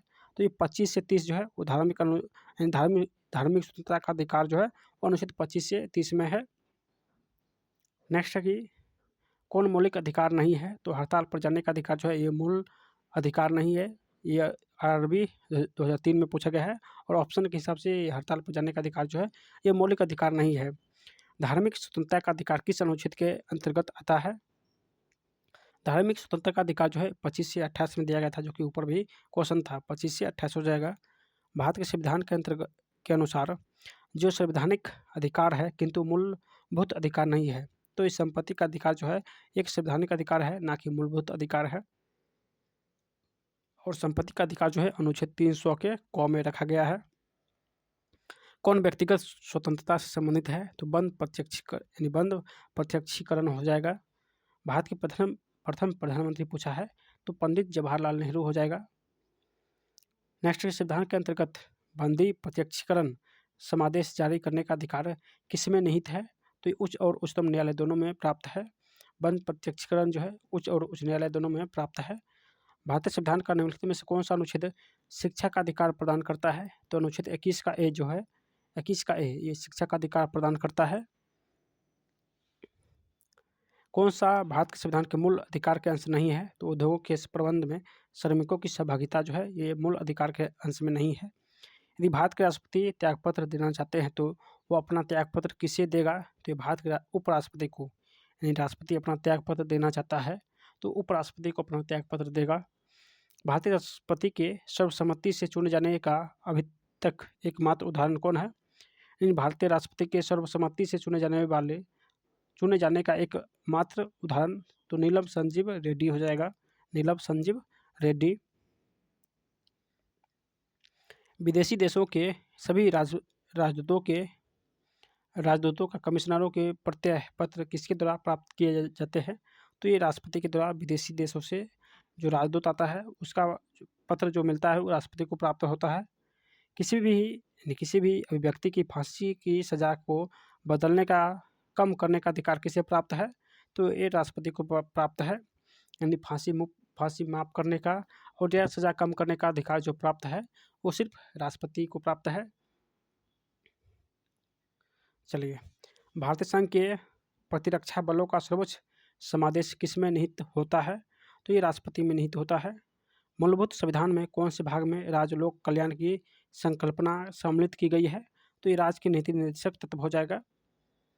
नेक्स्ट क्वेश्चन है कि भारत है एक तो धर्मनिरपेक्ष भारत एक धर्मनिरपेक्ष राष्ट्र है। कौन सा शब्द भारत के संविधान की उद्देशिका में नहीं है? तो ये लोक कल्याण हो जाएगा। भारत की संप्रभुता एकता और अखंडता भारत की संप्रभुता एकता और अखंडता अक्षुण्ण बनाए रखने तथा उसकी रक्षा करने का प्रावधान जो है किया गया है। कहाँ? तो ये प्रस्तावना हो जाएगा। संविधान की प्रस्तावना में प्रयुक्त शब्द सेकुलर का अर्थ क्या है? तो सभी नागरिकों को धर्म एवं उपासना की स्वतंत्रता। सभी नागरिकों को धर्म एवं उपासना की स्वतंत्रता हो जाएगा। किस तिथि को भारतीय संविधान लागू किया गया था? तो 26 जनवरी 1950 को भारतीय संविधान को लागू किया गया है। भारतीय संविधान की उद्देशिका में परिवर्तन किस संशोधन अधिनियम में किए गए हैं? तो 42वें संविधान संशोधन 1976 को किया गया है। उद्देशिका में परिवर्तन 42वें संविधान संशोधन 1976 के तहत किया गया है। भारतीय संविधान कब लागू हुआ? तो 26 जनवरी 1950 को लागू हुआ था। किसने भारतीय संविधान की प्रस्तावना को भारतीय संविधान की राजनीतिक कुंडली के रूप में वर्णित किया है? तो ये कन्हैयालाल मणिकलाल मुंशी हो जाएगा। नेक्स्ट की भारतीय संविधान किस अनुच्छेद में राज्यों का नीति निर्देशक तत्व उल्लेख है? तो 36 से 51 हो जाएगा। 36 से 51 में राज्य की नीति निर्देशक तत्वों का उल्लेख है। नेक्स्ट की संविधान में कल्याणकारी राज्य को आदेश दिया जाता है कि कल्याणकारी राज्य जो है ये नीति निर्देशक तत्व में आता है। नीति निर्देशक तत्व में आता है। भारत के संविधान के अनुच्छेद 49 के तहत राज्य राष्ट्रीय महत्व ऐतिहासिक हितों से संबंधित हर स्मारक स्थान और वस्तु का संरक्षण करने के लिए बाध्यकारी है। यानी किस अनुच्छेद के तहत जो है वह स्मारक स्थान वस्तु का संरक्षण प्रदान करता है? तो ये अनुच्छेद 49 हो जाएगा। भारत के किस राज्य में समान नागरिक संहिता लागू है? तो समान नागरिक संहिता जो है ये गोवा में लागू है। समान न्याय निःशुल्क विधि सहायता का प्रावधान संविधान के किस अनुच्छेद में है? तो ये अनुच्छेद 39 का ए में स्थित है। समान न्याय, निःशुल्क विधिक सहायता जो है अनुच्छेद 39 का ए में है। नेक्स्ट है कि कौन से राज्य के नीति निर्देशक सिद्धांतों में सम्मिलित नहीं है, तो ये सूचना का अधिकार हो जाएगा, जो कि नीति निर्देशक सिद्धांत में सम्मिलित नहीं है। नेक्स्ट है कि राज्य के नीति निर्देशक तत्व सहज अध्ययन के लिए कौन से भागों में विभाजित किए जा सकते हैं, तो ये समाजवादी, उदार, बौद्धिकवादी और गांधीवादी हो जाएगा। राष्ट्रपति को लोकसभा में किन 2 सदस्यों को मनोनीत करने का अधिकार प्राप्त है, तो एंग्लो इंडियन हो जाएगा, यानी एंग्लो इंडियन के 2 सदस्य को नियुक्त करेगा राष्ट्रपति। नेक्स्ट है कि भारत में राष्ट्रपति चुना जाता है, तो भारत में राष्ट्रपति चुना जाता है निर्वाचन, संसद व विधानसभा सदस्य द्वारा। संविधान के किस अनुच्छेद में प्रत्येक राज्य तथा संघ राज क्षेत्रों के लिए राज्यसभा में स्थानों के आवंटन की सूची है, तो राज्यसभा में स्थानों के आवंटन की सूची जो है ये चौथी अनुसूची में वर्णित है, तो चौथी अनुसूची हो जाएगा। वर्तमान में भारतीय संविधान में कुल कितनी अनुसूचियां हैं, तो 12 अनुसूची है। चलिए, भारत के संविधान की 11वीं अनुसूची किसके बीच शक्तियों का विभाजित करती है, तो ये राज्य, विधानमंडल और पंचायत हो जाएगा। भारतीय संविधान की किस अनुसूची में पंचायती राज संस्थाओं का प्रावधान है, तो ये 11वीं अनुसूची हो जाएगा, यानी 11वीं अनुसूची हो जाएगा। भारतीय संविधान की 10वीं अनुसूची किससे संबंधित है, तो 10वीं अनुसूची जो है ये दल बदल से संबंधित है, तो दल बदल हो जाएगा, जो कि 1985 में दल बदल कानून का स्थापना हुआ था 10वीं अनुसूची के अंतर्गत। यदि भारतीय संघ को एक नए राज्य का सृजन करना हो, तो संविधान की निम्नलिखित अनुसूची में से किस एक को अवश्य संशोधन किया जाना चाहिए, तो यदि नए राज्य बनाना है तो पहली अनुसूची में संशोधन किया जाना चाहिए। राष्ट्रपति के उम्मीदवारों के लिए आवश्यक नहीं है, तो पढ़ा लिखा, यानी राष्ट्रपति जो है वो बिना पढ़ा लिखा भी बन सकता है, ये आवश्यक नहीं है कि पढ़ा लिखा होना ही चाहिए। नेक्स्ट है कि यदि भारतीय उपराष्ट्रपति अपना पद त्याग करने का निर्णय लेते हैं, तो ये अपना त्यागपत्र किसे संबोधित करेगा, तो उपराष्ट्रपति जो है राष्ट्रपति को अपना पद त्याग देगा। युद्ध की घोषणा या शांति की फैसला करने में कानूनी रूप से सक्षम है, तो ये राष्ट्रपति हो जाएगा। भारत के निम्नलिखित राष्ट्रपतियों में से कौन सा एक कुछ समय के लिए गुटनिरपेक्ष आंदोलन के महासचिव भी थे, तो भारत के राष्ट्रपति कौन थे जो गुटनिरपेक्ष आंदोलन के महासचिव भी रहे, तो ये ज्ञानी जैल सिंह हो जाएगा। भारत के निम्नलिखित राष्ट्रपतियों में से कौन केंद्रीय श्रम मंत्री भी रहे, तो श्रम मंत्री रहे बीबी गिरी, और गुटनिरपेक्ष आंदोलन के महासचिव रहे ज्ञानी जैल सिंह, और यहाँ श्रम मंत्री पूछे तो बीबी गिरी हो जाएगा। भारत संविधान की कौन सा अनुच्छेद जो है भारतीय राष्ट्रपति को संसद के अवकाश के समय अध्यादेश लागू करने के अधिकार देता है, तो राष्ट्रपति अध्यादेश जारी करता है 123 के अंतर्गत, तो इसका आंसर 123 हो जाएगा। उपराष्ट्रपति क्या होता है, तो संसद सदस्य नहीं होता है। भारत के उपराष्ट्रपति को कौन निकाल सकता है, तो लोकसभा की सम्मति से राज्यसभा जो है वो उपराष्ट्रपति को निकाल सकता है। लोकसभा की सम्मति से राज्यसभा जो है उपराष्ट्रपति को निकाल सकता है। भारत के उपराष्ट्रपति का निर्वाचन होता है, तो संसद के दोनों सदनों द्वारा जो है उपराष्ट्रपति का निर्वाचन होता है। नेक्स्ट क्वेश्चन कि उपराष्ट्रपति को पद की गोपनीयता की शपथ कौन दिलाता है, यानी उपराष्ट्रपति को पद की गोपनीयता की शपथ कौन दिलाता है, तो ये राष्ट्रपति दिलाता है। भारत के उपराष्ट्रपति पर महाभियोग जो है किसके द्वारा लगाया जा सकता है, तो उपराष्ट्रपति पर महाभियोग जो लगाएगा वो राज्यसभा लगाएगा। भारत के उपराष्ट्रपति के पद पर लगातार 2 बार कौन बना रहा, तो भारत के लगातार 2 बार उपराष्ट्रपति जो बना रहा डॉक्टर एस राधाकृष्णन, और इसके बाद जो है उसे राष्ट्रपति बनाया गया था। भारत के वह कौन से एकमात्र दूसरे उपराष्ट्रपति है जिन्होंने एस राधाकृष्णन के बाद दूसरी अनुक्रमिक अवधि में पद प्राप्त किया, तो 2 बार उपराष्ट्रपति बनने के बाद जो है M.H. अंसारी बने थे उपराष्ट्रपति। भारत के उपराष्ट्रपति को पदच्युत करने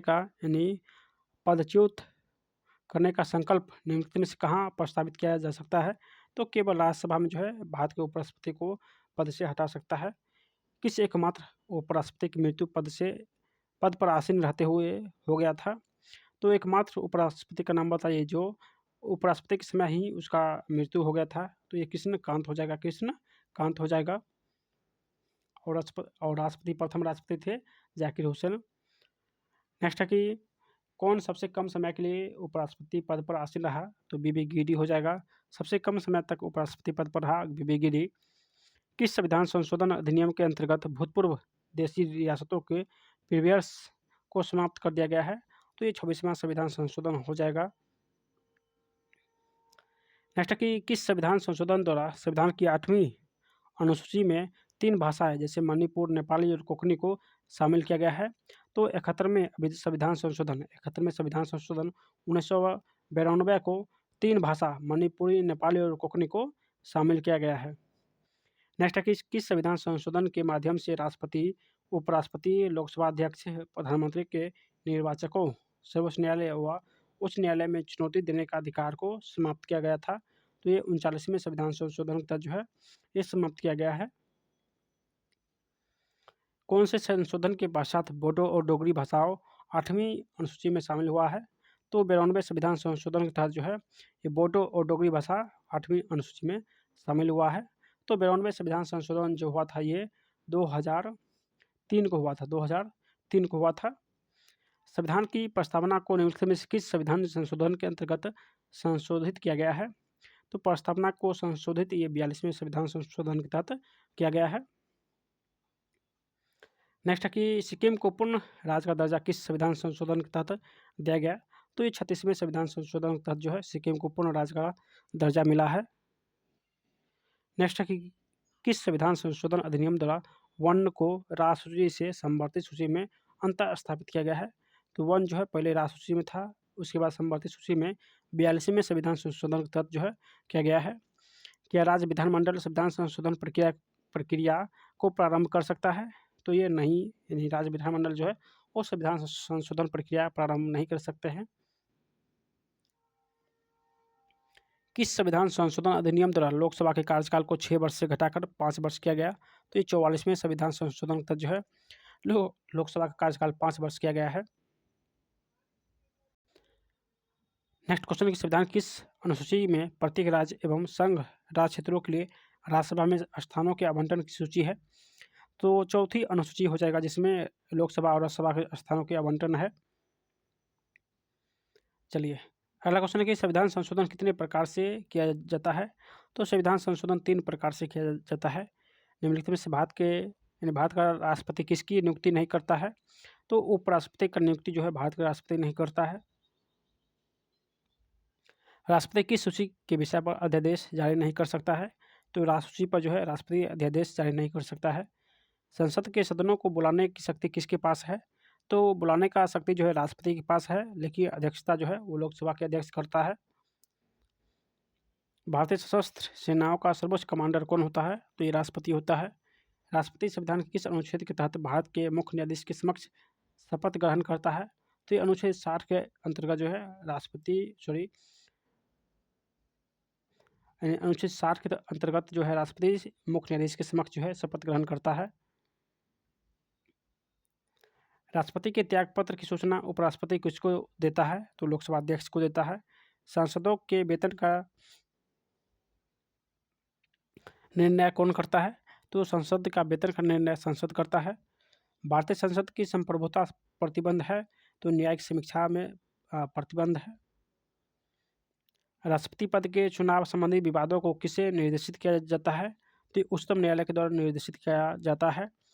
मौलिक कर्तव्य को संविधान में सम्मिलित किए जाने का प्रायोजन है, तो विनाशक एवं असंवैधानिक गतिविधियों को नियंत्रित करना। नेक्स्ट है किस अनुच्छेद के तहत संसद को नागरिकता के संबंध में कानून बनाने का अधिकार प्रदान किया गया है? तो ये अनुच्छेद 11 के तहत जो है संसद को कानून बनाने का अधिकार प्रदान किया गया है। मूल अधिकार मूल कहलाते हैं क्योंकि वह मानव की प्रकृति एवं अप्रतिदेय अधिकार है। भारतीय संविधान किस अनुच्छेद में प्रेस की स्वतंत्रता की उल्लेख किया गया है? तो ये अनुच्छेद 19 का ए हो जाएगा। भारतीय संविधान की तीसरी अनुसूची का संबंध, तो तीसरी अनुसूची में सभी का शपथ और प्रतिज्ञान यानी प्रतिज्ञान से संबंधित है। सभी का शपथ नियुक्ति होता है। भारतीय संविधान के किस अनुच्छेद में अल्पसंख्यक के हितों का संरक्षण किया गया है? तो ये अनुच्छेद 29 हो जाएगा। भारतीय उच्चतम न्यायालय के न्यायाधीशों की नियुक्ति कौन करता है? तो राष्ट्रपति हो जाएगा। राज्यपाल के पद पर नियुक्त की न्यूनतम उम्र जो है वो 35 वर्ष हो जाएगा। चलिए अगला क्वेश्चन कि राज्यपाल का वेतन और भत्ता किसके कोष से आता है? तो राज्य की संचित निधि से आता है। किन राज्यों में साझा उच्च न्यायालय है? तो महाराष्ट्र और गोवा में उच्च न्यायालय है। महाराष्ट्र और गोवा का उच्च न्यायालय जो है वो साझा उच्च न्यायालय है। छत्तीसगढ़ उच्च न्यायालय कहाँ है? तो ये बिलासपुर में अवस्थित है। भारतीय महानियंत्रक और महालेखा परीक्षक किसके लिए एक मित्र, दार्शनिक और मार्गदर्शक के रूप में कार्य करता है? तो ये लोक लेखा समिति हो जाएगा। चलिए अगला क्वेश्चन कि मंत्रिपरिषद में कितने स्तर के मंत्री होते हैं? तो 3 स्तर के मंत्रिपरिषद होते हैं। इन 3 स्तर के मंत्री होते हैं। संसदीय समिति प्रणाली के तहत 12 अप्रैल 1993 से कितनी समितियों ने कार्य करना शुरू किया? तो 17 समिति ने कार्य करना शुरू किया। कितना? तो 17 समिति हो जाएगा। और पॉलिटिकल साइंस का लास्ट क्वेश्चन है कि संघीय मंत्रिपरिषद संघीय मंत्रिपरिषद अपने आचरण के लिए किसके प्रति उत्तरदायी होते हैं? तो संघीय मंत्रिपरिषद जो है अपने आचरण के लिए लोकसभा के प्रति उत्तरदायी होते हैं। अब हम लोग 300 से लेकर 550 तक हिस्ट्री का क्वेश्चन देखने वाले हैं, जो कि सभी क्वेश्चन किसी न किसी एग्जाम में पूछा गया है। दोस्तों ये वीडियो आपको कैसा लग रहा है आप लोग कमेंट के माध्यम से बता सकते हैं। और जितने भी साथी पहली बार हैं वो प्लीज़ आप लोग चैनल को सपोर्ट करके सब्सक्राइब जरूर कर लीजिएगा, ताकि हर वीडियो नोटिफिकेशन जो है आपको सबसे पहले मिले।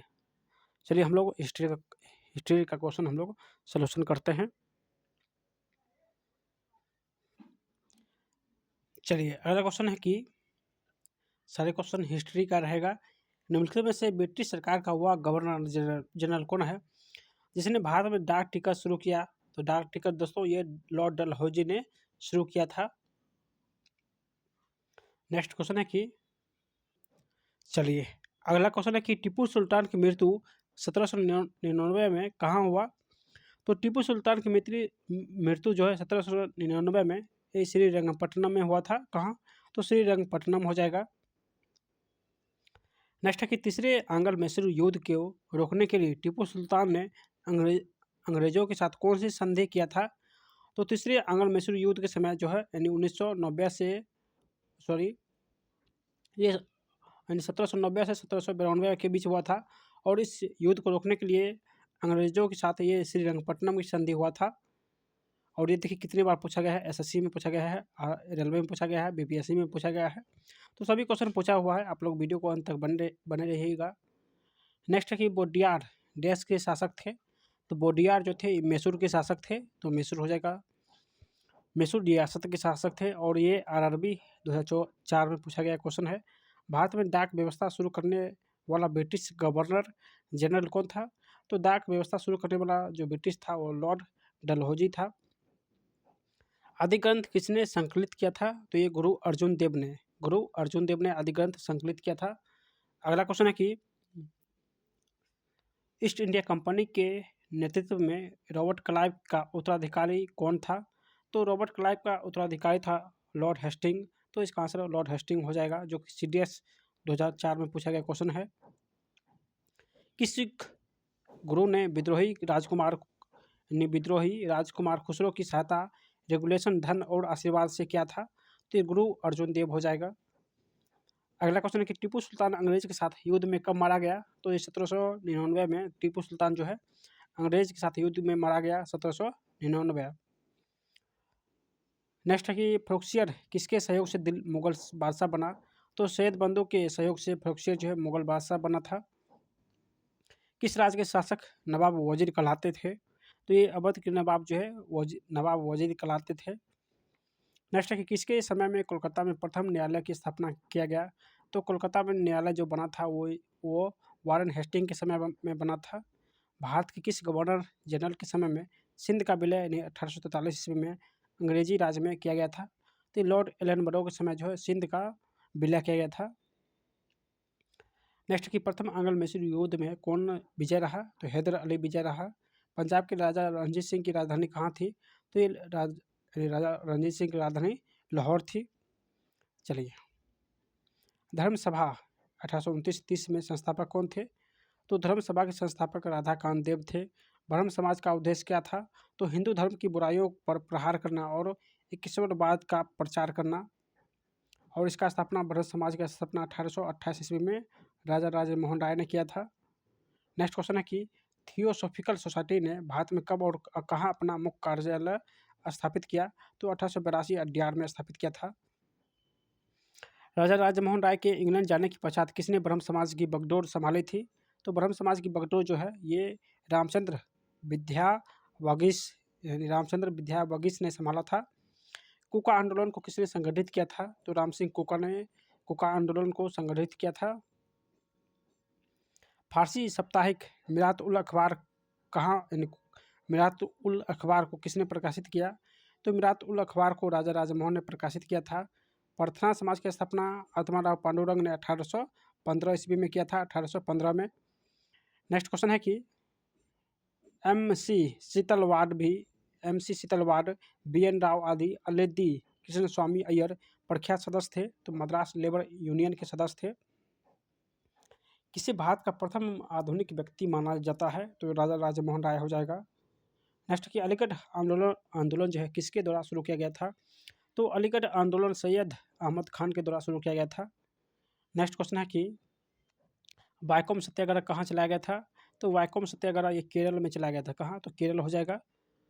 नेक्स्ट है कि बम्बई में अखिल भारतीय व्यापार संघ कांग्रेस की स्थापना कब हुआ था? तो 1920 में बम्बई में अखिल भारतीय व्यापार संघ कांग्रेस की स्थापना हुआ था। बारदोली सत्याग्रह का नेतृत्व किसने किया? तो वल्लभ भाई पटेल ने बारदोली सत्याग्रह का नेतृत्व किया था। चलिए, अगला क्वेश्चन है कि हो विद्रोह हुआ था? तो 1820 से 21 में हो विद्रोह हुआ था। गुलामगिरी के लेखक कौन है? तो ज्योतिबा फुले गुलामगिरी के लेखक है। अगला क्वेश्चन है कि वर्ष 1765 में दीवानी प्रदान किए जाने के बाद ब्रिटिश सबसे पहले निम्नलिखित में किस पर्वतीय जनजाति के संपर्क में आए थे? तो ब्रिटिश जो है वो खासी जनजाति के संपर्क में आए थे। ब्रिटिश जो है सबसे पहले पर्वतीय जनजाति खासी के संपर्क में आए थे। नेक्स्ट क्वेश्चन है कि बिरसा मुंडा का कार्य क्षेत्र कौन सा है? तो रांची हो जाएगा। भारत में ट्रेड यूनियन आंदोलन के संस्थापक तो एन.एम. जोशी है। ट्रेड यूनियन आंदोलन के संस्थापक एन.एम. जोशी है। अखिल भारतीय किसान सभा सर्वप्रथम कहाँ आयोजित हुआ था? तो लखनऊ में आयोजित हुआ था अखिल भारतीय किसान सभा। नेक्स्ट क्वेश्चन है कि ब्रिटिश सरकार द्वारा दामिन एकोह यानी पर्वत का आंचल का निर्माण किस समुदाय के बसाने के लिए किया गया था? तो संथाल को बसाने के लिए दामिन एकोह यानी पर्वतों का आंचल का निर्माण किया गया था ब्रिटिश सरकार के द्वारा। नेक्स्ट क्वेश्चन है कि कौन सा आयोग 1857 के विद्रोह दमन के बाद भारतीय फौज के नव संगठन से संबंधित है? तो पील आयोग जो है 1857 के विद्रोह के दमन से संबंधित है। नेक्स्ट क्वेश्चन है इंडियन नेशनल कांग्रेस के संस्थापक है तो एलन ह्यूटोबियन हुरुम हो जाएगा, यानी एओ हुरुम हो जाएगा। जबकि कांग्रेस का स्थापना यानी भारतीय राष्ट्रीय कांग्रेस की स्थापना 1885 में हुआ था और इसका प्रथम अध्यक्ष था एओ हुरुम। नेक्स्ट क्वेश्चन है कि भारतीय इतिहास में 1885 प्रसिद्ध है तो राष्ट्रीय कांग्रेस की स्थापना के लिए प्रसिद्ध है। और भारतीय राष्ट्रीय कांग्रेस के संस्थापक थे वो असैनिक सेवक थे यानी ए हुरुम जो थे असैनिक सेवक थे। और 1885 में गवर्नर कौन थे? तो लॉर्ड डफरिन थे। अगला क्वेश्चन है कि 1870 में पूना सार्वजनिक सभा की स्थापना किसने किया?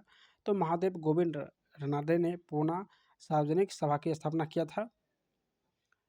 नेक्स्ट क्वेश्चन है कि भारतीय राष्ट्रीय कांग्रेस में निम्न से किसको नरम दलीय नेता के तौर पर नहीं जाना जाता है?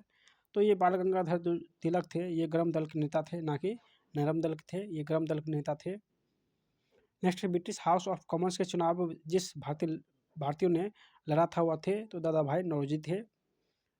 अगला क्वेश्चन कि भारत में लॉर्ड कर्जन के प्रशासन की तुलना औरंगजेब से किसने किया? तो ये गोपाल कृष्ण गोखले ने लॉर्ड कर्जन की प्रशासना की तुलना यानी औरंगजेब से किया था। नेक्स्ट की उदारवादियों की कार्य पद्धति के साधन है तो ये प्रार्थना, याचना और विरोध। गदर पार्टी के प्रमुख नेता तो लाला हरदयाल थे। नेक्स्ट क्वेश्चन है कि भारतीय राष्ट्रीय आंदोलन के 1905 से 17 की अवधि को कहते हैं, तो ये उग्रवादी चरण कहते हैं। भारत में गरम दल आंदोलन के पिता किसे कहा जाता है, तो बाल गंगाधर तिलक को।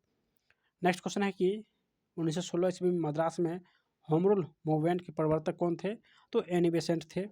अल हिलाल समाचार पत्र जो है किसके द्वारा राष्ट्रीयता के प्रचार के लिए शुरू किया गया था, तो अल हिलाल जो है ये अबुल कलाम आज़ाद ने शुरू किया था। बंगाल विभाजन 1905 में हुआ था, कब, तो 1905 से 15 अक्टूबर 1905 को हुआ था। भारतीय राष्ट्रीय आंदोलन गर्मपंथियों के प्रावधान आया था, भारतीय राष्ट्रीय आंदोलन जो है गर्मपंथियों के प्रावधान आया था, 1906 के बाद आया था। नेक्स्ट क्वेश्चन है कि किसने ऑल इंडिया मुस्लिम लीग की स्थापना किया था, तो ये सलीमुल्लाह खान ने 1906 में। महाराष्ट्र में गणपति उत्सव आरंभ करने का श्रेय किसे प्राप्त है, तो बाल गंगाधर तिलक को प्राप्त है। चलिए नेक्स्ट है कि वरिंद्र कुमार घोष के क्रियाकलापों ने एक गुप्त क्रांतिकारी संगठन को बंगाल में जन्म दिया, तो ये अनुशीलन समिति हो जाएगा। नेक्स्ट क्वेश्चन है कि किसे भारतीय अशांति के जनक के रूप में जाना जाता है, तो बाल गंगाधर तिलक को भारतीय अशांति जनक के रूप में जाना जाता है, बाल गंगाधर तिलक को। गीता रहस्य के लेखक तो बाल गंगाधर तिलक है, जो कि बहुत बार एग्जाम में पूछा गया क्वेश्चन है कि गीता रहस्य के लेखक कौन है, तो बाल गंगाधर तिलक, और इसका मृत्यु 1920 ईस्वी में हो गया था। नेक्स्ट है कि राजनीतिक स्वतंत्रता राष्ट्र की प्राणवायु है, यह किसका कथन है, तो ये अरविंद घोष का कथन है। चलिए अगला क्वेश्चन है कि वर्ष 1916 में मुस्लिम लीग और कांग्रेस के बीच किसने समझौता कराया था, तो एनी बेसेंट ने कराया था। नेक्स्ट क्वेश्चन है कि इन नेताओं में से किसने भारतीय होम रूल लीग शुरू किया था, तो बाल गंगाधर तिलक ने भारतीय होम रूल लीग शुरू किया था। किसने असहयोग आंदोलन के दौरान विदेशी कपड़ों को जलाए जाना एक निष्ठुर बर्बादी बताया था, तो ये रविन्द्रनाथ टैगोर ने एक निष्ठुर बर्बादी बताया था जब विदेशी कपड़े को जलाया जाता था असहयोग आंदोलन 1920 के समय में। तो रविन्द्रनाथ टैगोर ने कहा था कि ये निष्ठुर बर्बादी है। भारतीय छोड़ो प्रस्ताव का आलेख बनाया गया था, ये किसने बनाया, तो भारत छोड़ो प्रस्ताव का आलेख जो है ये महात्मा गांधी ने बनाया था। मुस्लिम लीग ने मुक्ति दिवस कब मनाया, तो 1939 को 22 दिसंबर 1939 को मुक्ति दिवस के रूप में मनाया था। नेक्स्ट है कि गांधी जी के निम्नलिखित अनुयायियों में से कौन पेशे से एक शिक्षक थे, तो JB कृपलानी जो है पेशे से एक शिक्षक थे। नेक्स्ट है भारत के विभाजन का बाल्कन प्लान उपज था, तो लॉर्ड माउंटबेटन के मस्तिष्क का बाल्कन प्लान उपज था। अगला क्वेश्चन है कि वर्ष 1939 में कांग्रेस के छोड़ने के पश्चात सुभाष चंद्र बोस ने किस दल की स्थापना किया, तो ये फॉरवर्ड ब्लॉक की स्थापना किया था सुभाष चंद्र बोस ने। नेक्स्ट है कि व्यक्तिगत स्वतंत्रता में विनोबा भावे को प्रथम सत्याग्रही चुना गया था, जबकि दूसरा सत्याग्रही कौन था, तो पंडित जवाहरलाल नेहरू था। प्रथम विनोबा भावे और दूसरा जवाहरलाल नेहरू थे। नेक्स्ट क्वेश्चन है कि रोलेट एक्ट पारित किया गया था कब, तो राष्ट्रवादी और क्रांतिकारी क्रियाकलापों में कमी लाने के लिए जो है रोलेट एक्ट पारित किया गया था। नेक्स्ट है कि युवा व्यक्ति जिसने 4 अप्रैल 1919 को दिल्ली की जमा मस्जिद के प्रवचन मंच से हिंदू मुस्लिम एकता का भाषण दिया था, तो ये स्वामी श्रद्धानंद दिया था। नेक्स्ट है कि कोई राष्ट्रीय नेता कौन थे जो 1925 में सेंट्रल लेजिस्लेटिव असेंबली के अध्यक्ष निर्वाचित हुए थे, तो विट्ठल भाई पटेल थे। नेक्स्ट है कि दक्षिण अफ्रीका के किस रेलवे स्टेशन पर महात्मा गांधी को ट्रेन से फेंका गया था, तो पीटर मॉरिट्सबर्ग में फेंका गया था। नेक्स्ट है कि महात्मा गांधी दक्षिण अफ्रीका में कितने वर्ष तक रहा, तो 21 वर्ष तक रहा था। नेक्स्ट है कि कौन दांडी मार्च में महात्मा गांधी के साथ थे, तो ये वेव मिलर थे। पत्रकार कौन था जो दांडी मार्च में महात्मा गांधी के साथ थे, तो वेव मिलर हो जाएगा। किसने कहा तुम मुझे खून दो मैं तुम्हें आज़ादी दूंगा, तो ये सुभाष चंद्र बोस हो जाएगा। नेक्स्ट है कि काकोरी ट्रेन डकैती कांड के नायक कौन थे, तो राम प्रसाद बिस्मिल थे। नेक्स्ट है कि साइमन कमीशन का भारत आगमन किस वर्ष हुआ, तो भारत आगमन जो है 1928 में हुआ था, जबकि बना था 1987 में, भारत आया था 1928 में। नेक्स्ट क्वेश्चन है कि दीनबंधु के नाम से CF एंड्रूज को जाना जाता है। स्वराज पार्टी की स्थापना 1923 में किया गया था। भारतीय राष्ट्रीय कांग्रेस के सबसे अधिक समय तक अध्यक्ष कौन रहा, तो ये अबुल कलाम आज़ाद रहे। नेक्स्ट कि गांधी जी किस गोलमेज सम्मेलन में भाग लेने लंदन गए थे? गांधी जी किस गोलमेज सम्मेलन में भाग लेने के लिए लंदन गए थे? तो दोस्तों ये द्वितीय गोलमेज सम्मेलन में भाग लेने के लिए लंदन गए थे। नेक्स्ट कि 1923 ईस्वी में चित्तरंजन दास व मोतीलाल नेहरू ने कहाँ स्वराज पार्टी की स्थापना किया?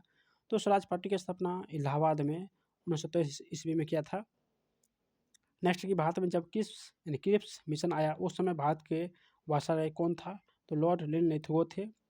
क्रिप्स क्रिप्स मिशन जब आया था उस समय यानी 1942 में वायसराय लॉर्ड लिनलिथगो था। भारत और पाकिस्तान के बीच सीमांकन किसने किया था?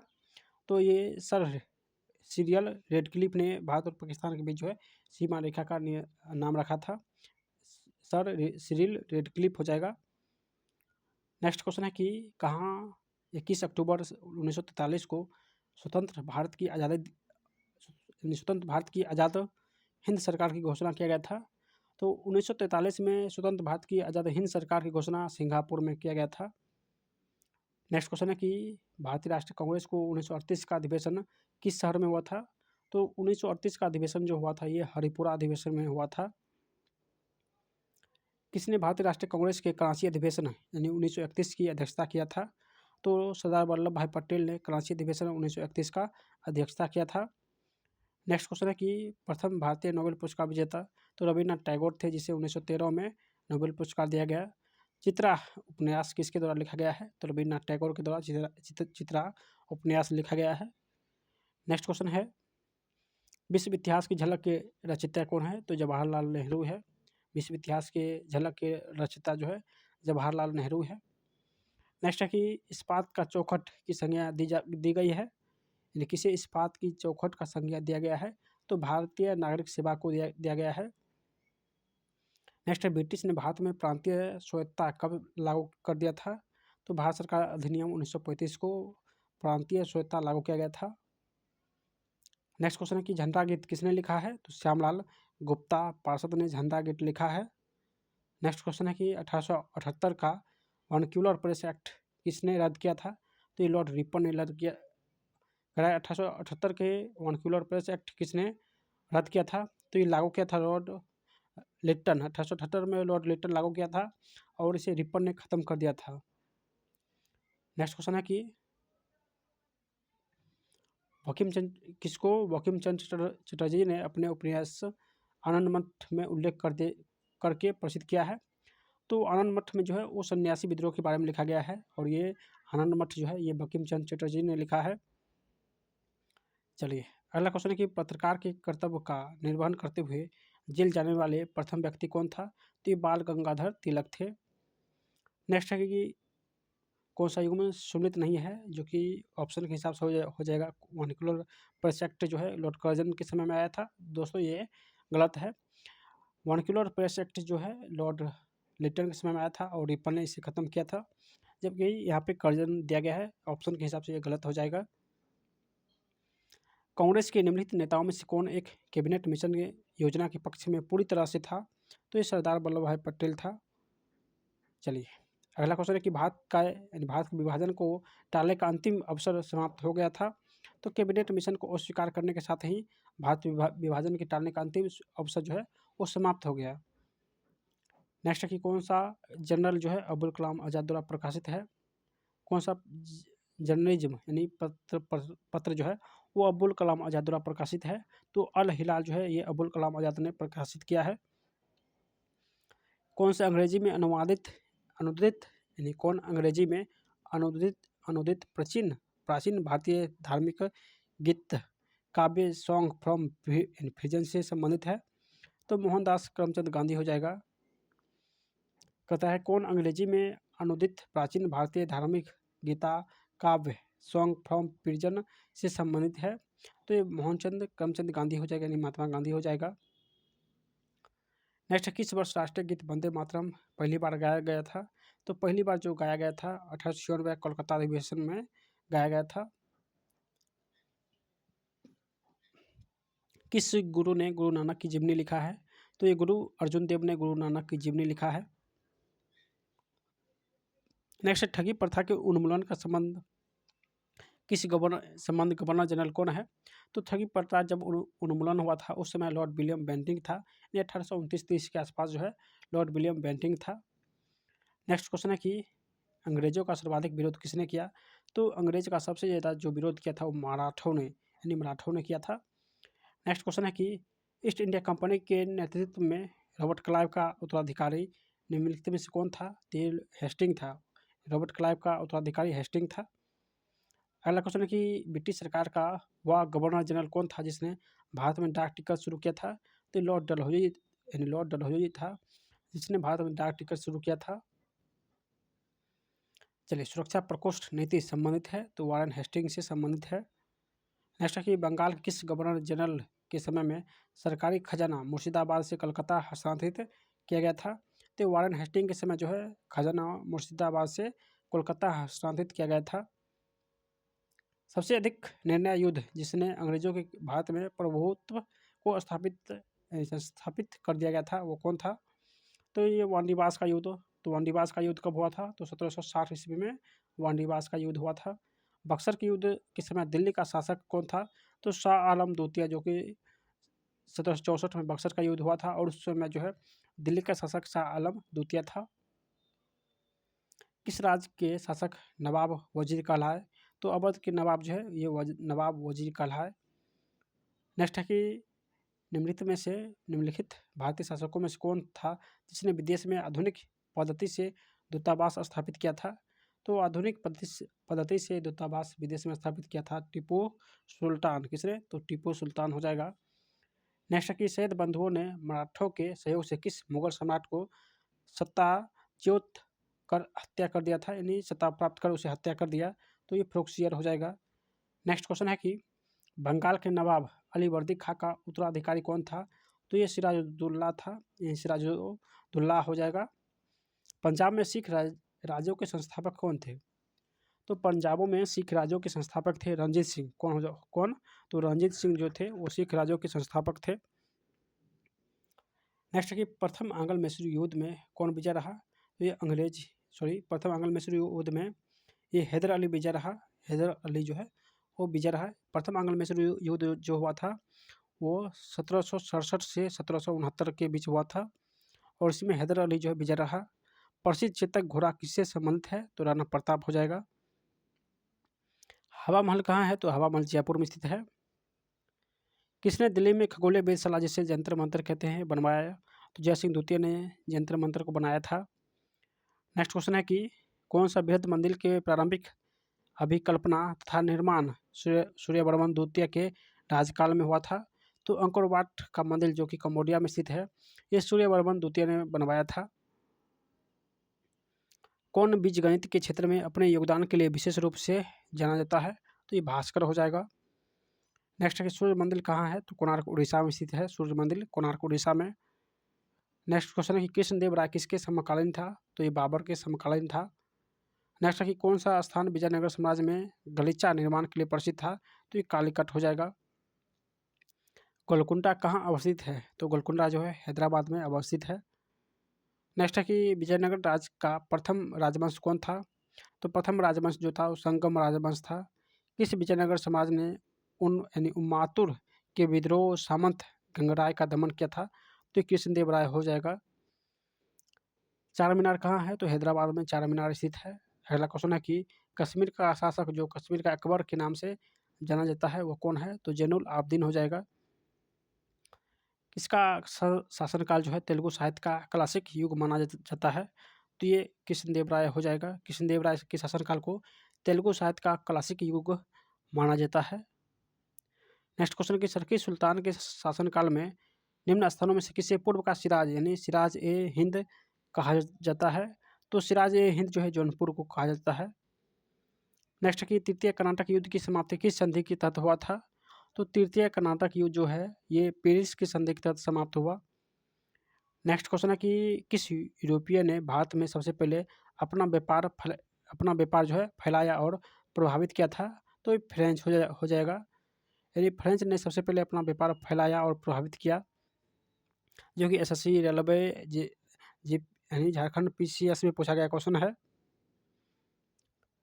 वह अंग्रेज जिसने सम्राट जहांगीर के दरबार में आकर भेंट किया? तो सर टॉमस रो था जो जहांगीर के दरबार में आकर भेंट किया था।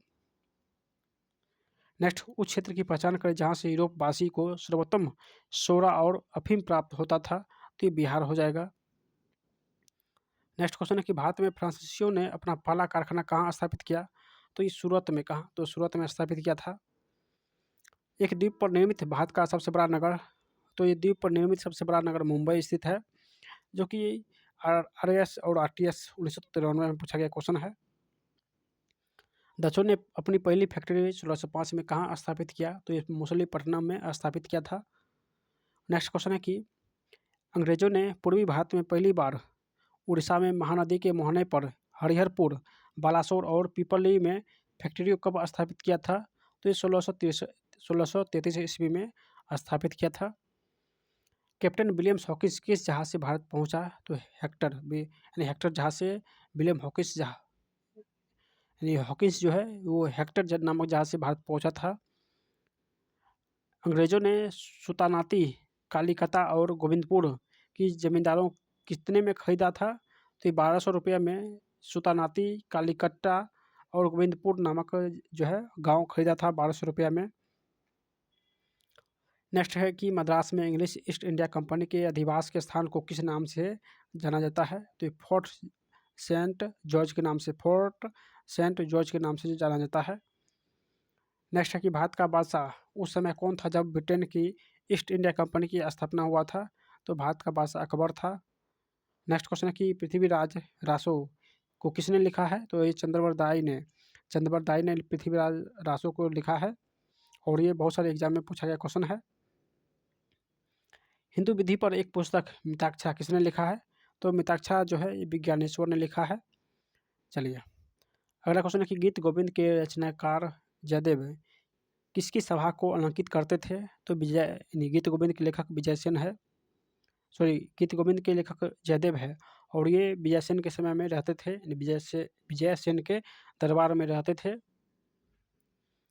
भारत का प्रथम आक्रमणकारी था मोहम्मद बिन कासिम, जो कि 712 ईसा पूर्व में आक्रमण किया था। 712 ईसा पूर्व। जगन्नाथ मंदिर किस राज्य में है? तो पूरी उड़ीसा हो जाएगा। राष्ट्रकूट वंश का राजधानी तो मानेखेत या मालखंड हो जाएगा। पाल वंश का संस्थापक तो गोपाल हो जाएगा। चलिए अगला क्वेश्चन कि कश्मीर पर लगभग 50 वर्ष तक शासन करने वाली रानी दिद्धा मूल रूप से किस वंश की राजकुमारी थी? तो रानी दिद्धा जो है मूल रूप से लोहार वंश के रानी थी। लिंगराज मंदिर कहाँ अवस्थित है? तो भुवनेश्वर उड़ीसा में स्थित है। विक्रमशिला जो शिक्षा केंद्र के संस्थापक कौन है? तो विक्रमशिला शिक्षा केंद्र के संस्थापक धर्मपाल है। गीत गोविंद के रचयिता जयदेव हो जाएगा। गीत गोविंद के रचयिता जो है जयदेव है। नेक्स्ट क्वेश्चन है कि भक्ति आंदोलन के प्रारंभिक प्रतिपादक थे? तो रामानुज आचार्य हो जाएगा। पुष्टि मार्ग के दर्शन की स्थापना किसने किया? तो ये वल्लभाचार्य हो जाएगा। पुष्टि मार्ग के दर्शन की स्थापना वल्लभाचार्य ने किया था। नेक्स्ट क्वेश्चन है कि अद्वैतवाद के सिद्धांत के प्रतिपादक कौन है? तो ये शंकराचार्य हो जाएगा। शंकराचार्य। किसने भक्ति के क्षेत्र में क्षुद्रों को भागवत दर्शन व मोक्ष का अधिकार देकर उन्हें इस्लाम धर्म स्वीकारने से रोका था? तो दोस्तों ये हो जाएगा रामानुजाचार्य हो जाएगा। बीजक के रचयिता कौन है? तो बीजक के रचयिता है कबीर। सूफी सिलसिलाए इन संप्रदायों में कौन संगीत के विरुद्ध था? तो ये नक्शबंदी हो जाएगा, जो कि संगीत के विरुद्ध था, नक्शबंदी। प्रसिद्ध सूफी सलीम चिश्ती रहते थे? तो सलीम चिश्ती जो है ये फतेहपुर सीकरी में रहते थे, जबकि निजामुद्दीन औलिया जो है दिल्ली में रहते थे। सूफी सिलसिला संप्रदाय मूलतः संबंधित है, तो इस्लाम धर्म से संबंधित है। किस सूफी को बख्तियार काकी यानी भाग्यवान रोटियों वाला कहा गया है? तो बख्तियार काकी जो है ये ख्वाजा कुतुबुद्दीन को कहा गया है। बख्तियार काकी यानी भाग्यवान रोटियों वाला। चोल राजाओं ने किस धर्म को संरक्षण प्रदान किया? तो चोल शासनकाल में शैव धर्म जो है था वो महत्वपूर्ण धर्म था, और इसी को धर्म अपनाया गया था चोल धर्म में। इन चोल शासक ने शैव धर्म को अपनाया था। एलोरा का 34 गुफाओं का मंदिर डैश और डैश के बीच बना था? तो 34 गुफा जो है एलोरा का ये 700 ईस्वी से 800 ईस्वी के आसपास बना है। अगला क्वेश्चन है कि कौन शहर चोल राजाओं का राजधानी था? तो चोल राजाओं का राजधानी ये तंजौर था। यादव साम्राज्य की राजधानी कहाँ थी? तो यादव साम्राज्य की राजधानी देवगिरी थी, देवगिरी। नेक्स्ट है कि एलोरा गुफा का निर्माण कराया था? तो राष्ट्रकूटों ने एलोरा गुफा का निर्माण कराया। राष्ट्रकूट चोल द्वारा किए गए बंगाल अभियान के समय बंगाल का शासक कौन था? तो महिपाल फर्स्ट था। यानी राष्ट्रकूट चोल द्वारा किए गए बंगाल अभियान के समय बंगाल का शासक महिपाल प्रथम था। चोल शासकों के समय में बनी हुई प्रतिमाओं में सबसे अधिक विख्यात तो ये नटराज शिव की कांस्य प्रतिमा जो है वो सबसे विख्यात प्रतिमाएं थी। नेक्स्ट है कि राष्ट्रकूट काल में राष्ट्रों का प्रधान कहलाता है? तो राष्ट्रपति। राष्ट्रकूट काल में राष्ट्रों के प्रधान राष्ट्रपति कहलाते हैं। होयसल स्मारक पाए जाते हैं, तो हेलीबेड और बेलूर में होयसल स्मारक पाए गए हैं। नेक्स्ट है कि 9वीं शताब्दी ईस्वी में निम्नलिखित में से किसके द्वारा चोल साम्राज्य की नींव डाली गई? तो विजय ने, चोल समाज की स्थापना विजय ने किया था। नंद वंश का संस्थापक तो महापद्नंद हो जाएगा, महापद्नंद। और अंतिम शासक घनानंद हो जाएगा, जिसे चंद्रगुप्त मौर्य ने पराजित कर और मौर्य वंश का स्थापना किया था। तो प्रथम जो नंद वंश का शासक था महापद्नंद और अंतिम घनानंद हो जाएगा। नेक्स्ट है कि उज्जैन का प्राचीन नाम तो अवंतिका हो जाएगा, अवंतिका।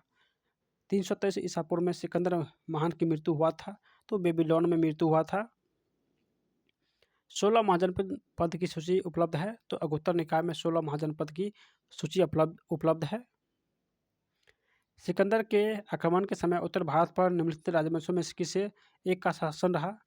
तो ये नंद वंश का शासन रहा। यानी सिकंदर के आक्रमण के समय उत्तर भारत पर नंद वंश का शासन था। नेक्स्ट क्वेश्चन है कि पहला ईरानी शासक जिसने भारत के कुछ लोगों को अपने अधीन किया था, तो डेरियस था। कौन? तो डेरियस हो जाएगा। 6ठी शताब्दी ईसा पूर्व में मत्स्य महाजनपद स्थित है। मत्स्य जो महाजनपद था ये कहाँ था? तो ये राजस्थान में। कहाँ? तो राजस्थान हो जाएगा। अपने काल का महान संगीतज्ञ तानसेन किसके दरबार में थे? तो ये अकबर के दरबार में। किसके? तो अकबर के दरबार हो जाएगा। पानीपत का प्रथम युद्ध जो हुआ था 21 अप्रैल 1526 को पानीपत का प्रथम युद्ध हुआ था, और 1556 को दूसरा युद्ध हुआ था। 1761 को पानीपत का तीसरा युद्ध हुआ था। अकबर द्वारा बनाए गए उपासना भवन पूजा गृह का क्या नाम था? तो इबादत खाना नाम था, इबादत खाना नाम था। शेरशाह सूरी का मकबरा कहाँ अवस्थित है? तो ये सासाराम हो जाएगा। कहाँ? तो सासाराम। अगला क्वेश्चन है कि किस स्थान पर नादिर शाह ने चढ़ाई नहीं की थी? तो कन्नौज पर नादिर शाह जो है चढ़ाई नहीं की थी। चलिए अगला क्वेश्चन है किस वर्ष बैसाखी के दिन 13 अप्रैल को गुरु गोविंद सिंह ने खालसा पंथ की नींव रखी थी?